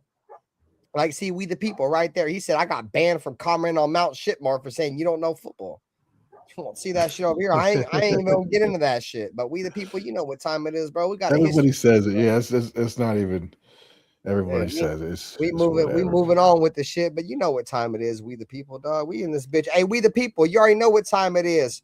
Me and you didn't even get up, bro. I met we the people on Raider Allegiant with Loon. You feel me? And me and we the people got into it, dog. And we were able to, you feel me, see eye to eye. I'm like, hey, bro, you feel me? Like, that's your opinion, that's mine. And we the people been cool ever since. I got into it, we the people, bro. We got into a little heated back and forth debate in Loon's chat. That's how me and we the people met. But no, that's not sarcasm, Badfish. There's a lot of Raider content creators on here. If you do not go with their narrative, dude, you will be banned. He said, I hope that's sarcasm. No, that is not. That is a fucking fact, bro. That's a fucking fact. I'm one subscriber away from 5,500. I'm gonna go till 11:30. We got like 20 more minutes. If you guys got anything you guys want to get into the chat, you guys want to talk about, bro, 20 minutes. We put on a good show, man. We've been here for like 2.5 hours, hell, 40 viewers. I feel like we've been informative, and not only informative, but entertaining. You know, so we did a good job of that. Shout out to Dirty. You feel me? My dog over there working on all them Harleys and shit, trying to get them bitches ready. You feel me? Shout out to him. Shout out to the chat, man. Y'all been rocking with us all night, bro. You feel me? Especially y'all on the East Coast, bro. Y'all on the Central time zone where it's already fucking Sunday for y'all. Y'all locked in 1 a.m., 2 a.m. Let us know in the chat, bro. So in the chat, bro. Y'all locked in. Right there. Ben blocks people for the fuck of it. No, we don't block people over here. That's one thing I pride myself on, bro, is blocking people. Hey, bro, shout out to fucking Fluffy Campos, dude. Hold on, bro. You get a segment, my friend. Hey, Fluffy Campos, dog. And if you guys know, bro, if you've been around my channel long enough, bro, Fluffy Campos is probably the biggest fucking fan of my channel. Dude, this guy gets blocked like every year, bro. And within 5 minutes of me unblocking this cocksucker, I got a comment on something, bro. Like, this dude is literally like holds my nutsack until he's unblocked, bro. Because I'll block him for saying some weirdo shit, and I'll unblock him like 6 months later.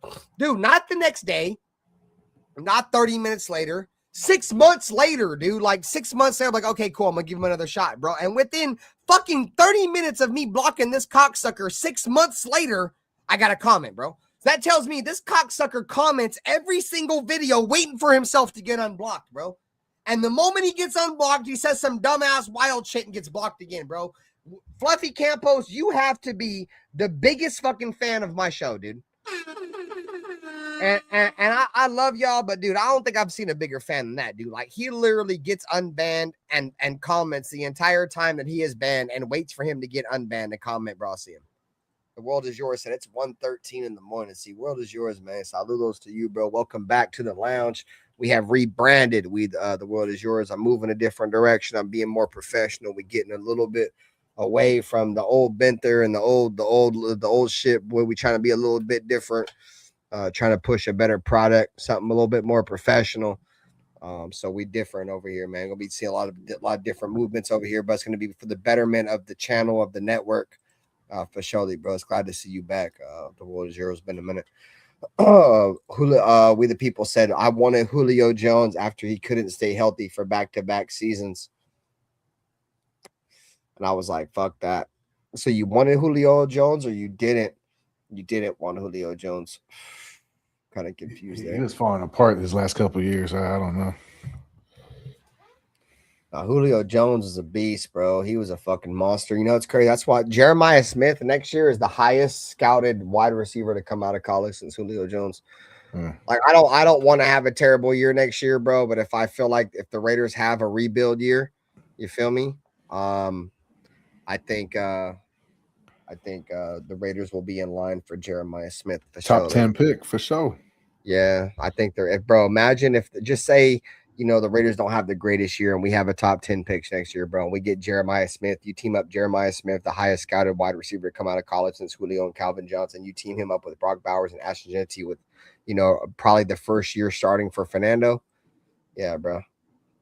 Bad Fish said, oh, boy, you've been here for a minute. And he said, I miss Black Saturdays. For sure, dog. Black Saturdays, bro, we'll be on, bro. Once football season comes, for Black Saturday has always been the pregame to the football, to the game, bro. Like, there's a lot of shows, you feel me? There's a lot of shows on here, bro, that do Saturday shows, and they claim themselves to be, you know, the lead up to the game, bro. Black Saturday is the longest tenured, longest running show on YouTube, dog. If you know me, you know, bro. I've been on this bitch since 2015.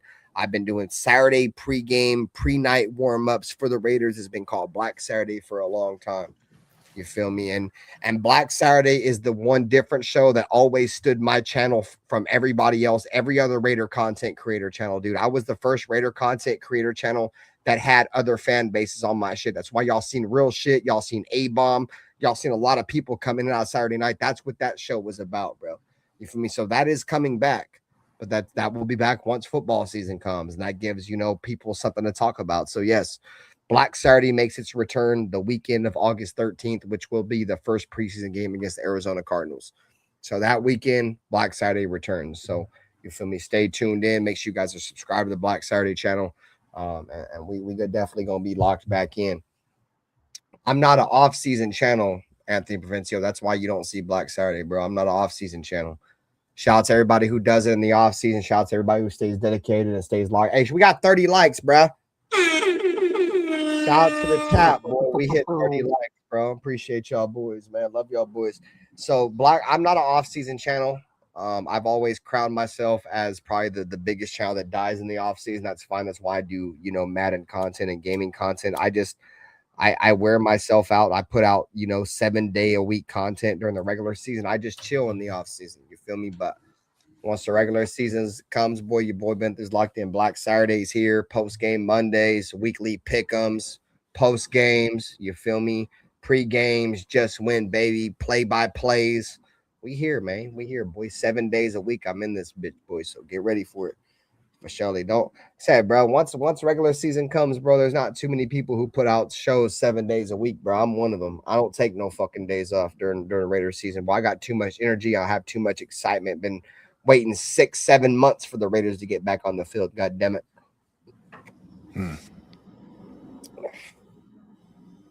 In this bitch. Black Saturday aired the first Panther fan drinking piss. Black Saturday also aired the first ever shutdown of monetized channels, Dark. Let's not forget that. Black Saturday has shut down revenue channels. Like, we made Sultan leave. Sultan had to get the fuck up out of here for running his cocksucker. After I supported him, he was making money. He had to leave. And the only reason why I'm attacking him, Chaz, is because he talked a whole bunch. We got all that shit on record, and he left. He left YouTube because he knows audio. Yeah, he left because he knows I'm right, bro. We got it all on tape. Caught him in 4K. Yeah, we caught him in 4K. So he's gone. That was making money for him and his little broke ass channel. And then what's his face? Raider Kush came on here, thought he was tough, buying subscribers and shit, and he was exposed quickly in the heartbeat. Black Saturdays, I think, is the first live stream that ever made somebody send a live fake cease and desist letter, bro. Like, bro, I got a fucking cease and desist letter, dude. And it didn't even have my name on it, bro. That shit said, "Attention, Raider."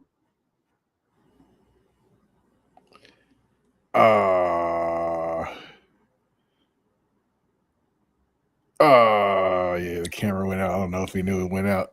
Are we still live? Let me know in the chat. Of a bitch, we're live. My camera's not fucked up. But anyways, bro, I got a cease and desist center letter sent to me. God damn it! They're like, you better not say his name on live stream. You better lick my ass. You know what I'm saying? He's got his lawyers hacking your account. That boy said, you better not mention his name. Well, you better lick my ass. I'm going to mention whoever the fuck I want to mention. If you don't like, I don't give a fuck. You shouldn't around your cocksucker about my name. Go fuck yourself, you fucking son of a bitch. America. I don't got stage fright. Fuck. Yeah, a little bit. I'm not much for fucking the camera, but I'm definitely, hey, if this shit is over, it's over. Being a piece of shit, dude. My camera's not coming on. It's being a piece of shit. Hey, it's a wrap, bro. It's a wrap. It's all good. I'm trying, goddammit. I'm trying. Let's see if it comes on now. I just unplugged it and plugged it back in. If that don't, there it is, goddammit, you son of a bitch. You get to see my pretty motherfucking face, you fucking piece of garbage. You go fuck yourself, you son of a bitch. Hey, goddammit. Hey, Louis Urcho. Since you want to dox yourself, like no doxing, you ain't getting the link. Go fuck yourself. Jack Kenna wants to talk after the show. Oh, bro, I'm about to go to fucking bed, Jack Kenna, you son of a bitch.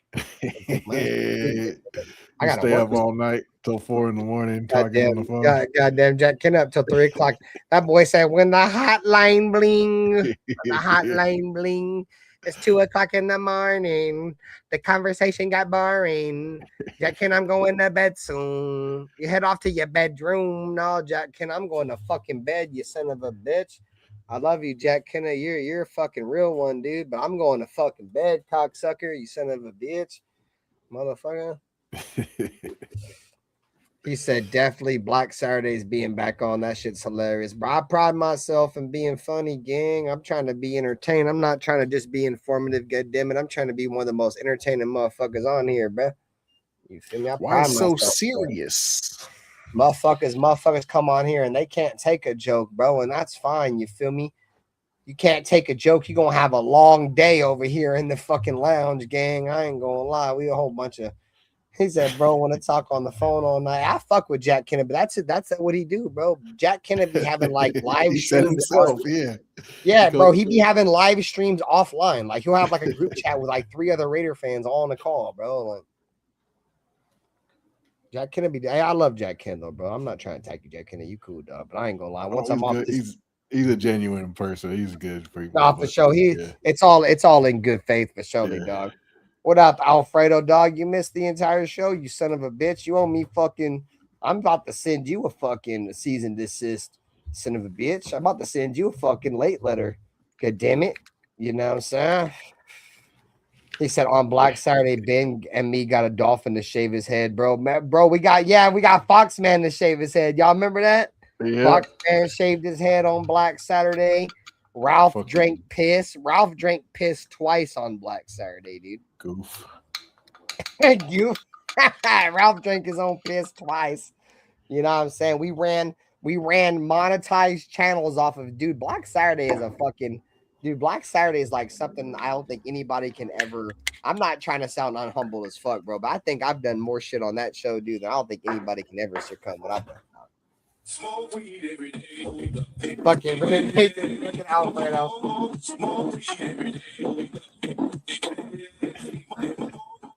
At Alfredorn4L donated $1.99 through Super Chat. Subpoena free since 2023. See, Alfredo knows, bro. We've been cease and desist and subpoena free since 2023. See how all that shit just rhymed? All that shit just goes together, Alfredo. Good times, bro. I'm telling you, good times are coming, bro. You know what I gotta do? I gotta find me a way to just stir up shit, bro. I'll find a way to stir up shit. Then motherfuckers gonna call me the bad guy.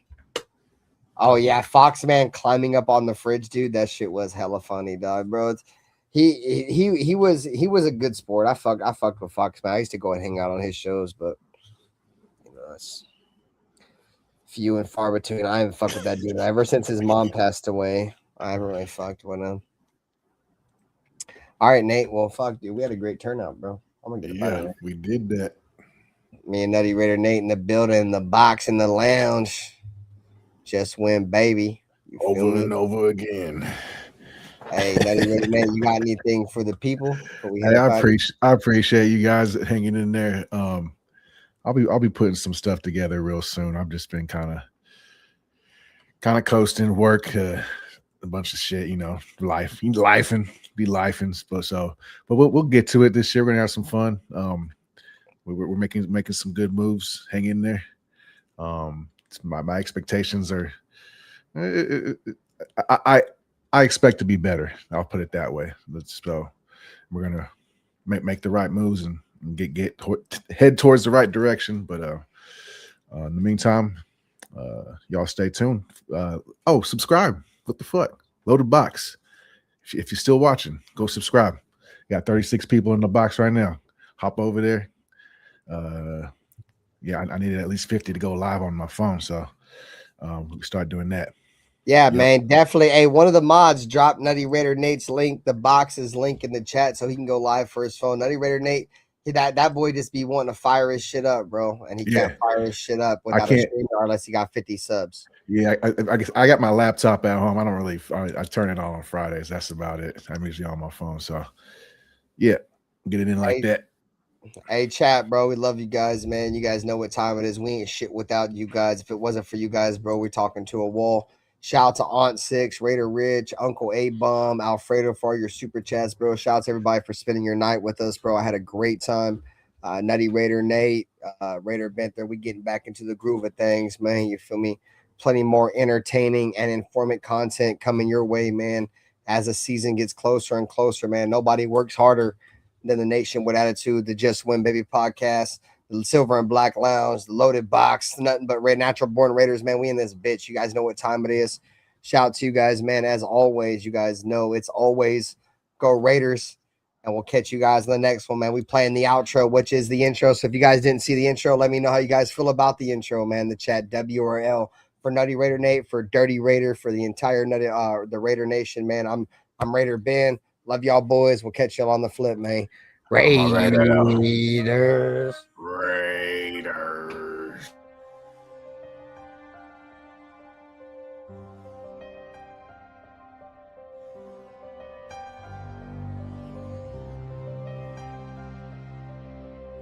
They didn't have to say much. This is the Raiders, you know. This is one of the most historic, franchises in the NFL with a great history that I want to be a part of. I want to be a part of furthering that history. You know, when you say commitment to excellence, okay, and you look at the walls around here, you look at the players on this wall, and there's a history. There's a history of Hall of Fame players here. There's a history of Super Bowls, and that's that. And with all this situation and all this shit I went through, the biggest thing that I took from it is I don't give a what everybody has to say. Truly, I really don't give a. Play clock down to 1. Williams batted up in the air, and it is picked. Crosby. He has been a beast. That this is a game psychologically of intimidation and of fear. I don't mean cowardly fear, but fear. The Chargers and all those teams. To be honest, I don't like any of them. I hate all teams. The other team's quarterback must go down, and he must go down hard. The Chargers. What I call the vertical game. We were going to stretch the field vertical. When we came out of the huddle, we weren't looking for first downs. We didn't want to move the chains. We wanted touchdowns. We wanted the big play, the quick strike. It's number one to say you want to do that. It's number two to say that you have the players to do it, but it's number three to do it. Hard. Try not to make mistakes, but don't worry about mistakes because there's only one thing that counts. Just win. Your commitment to excellence and your will to win will endure forever.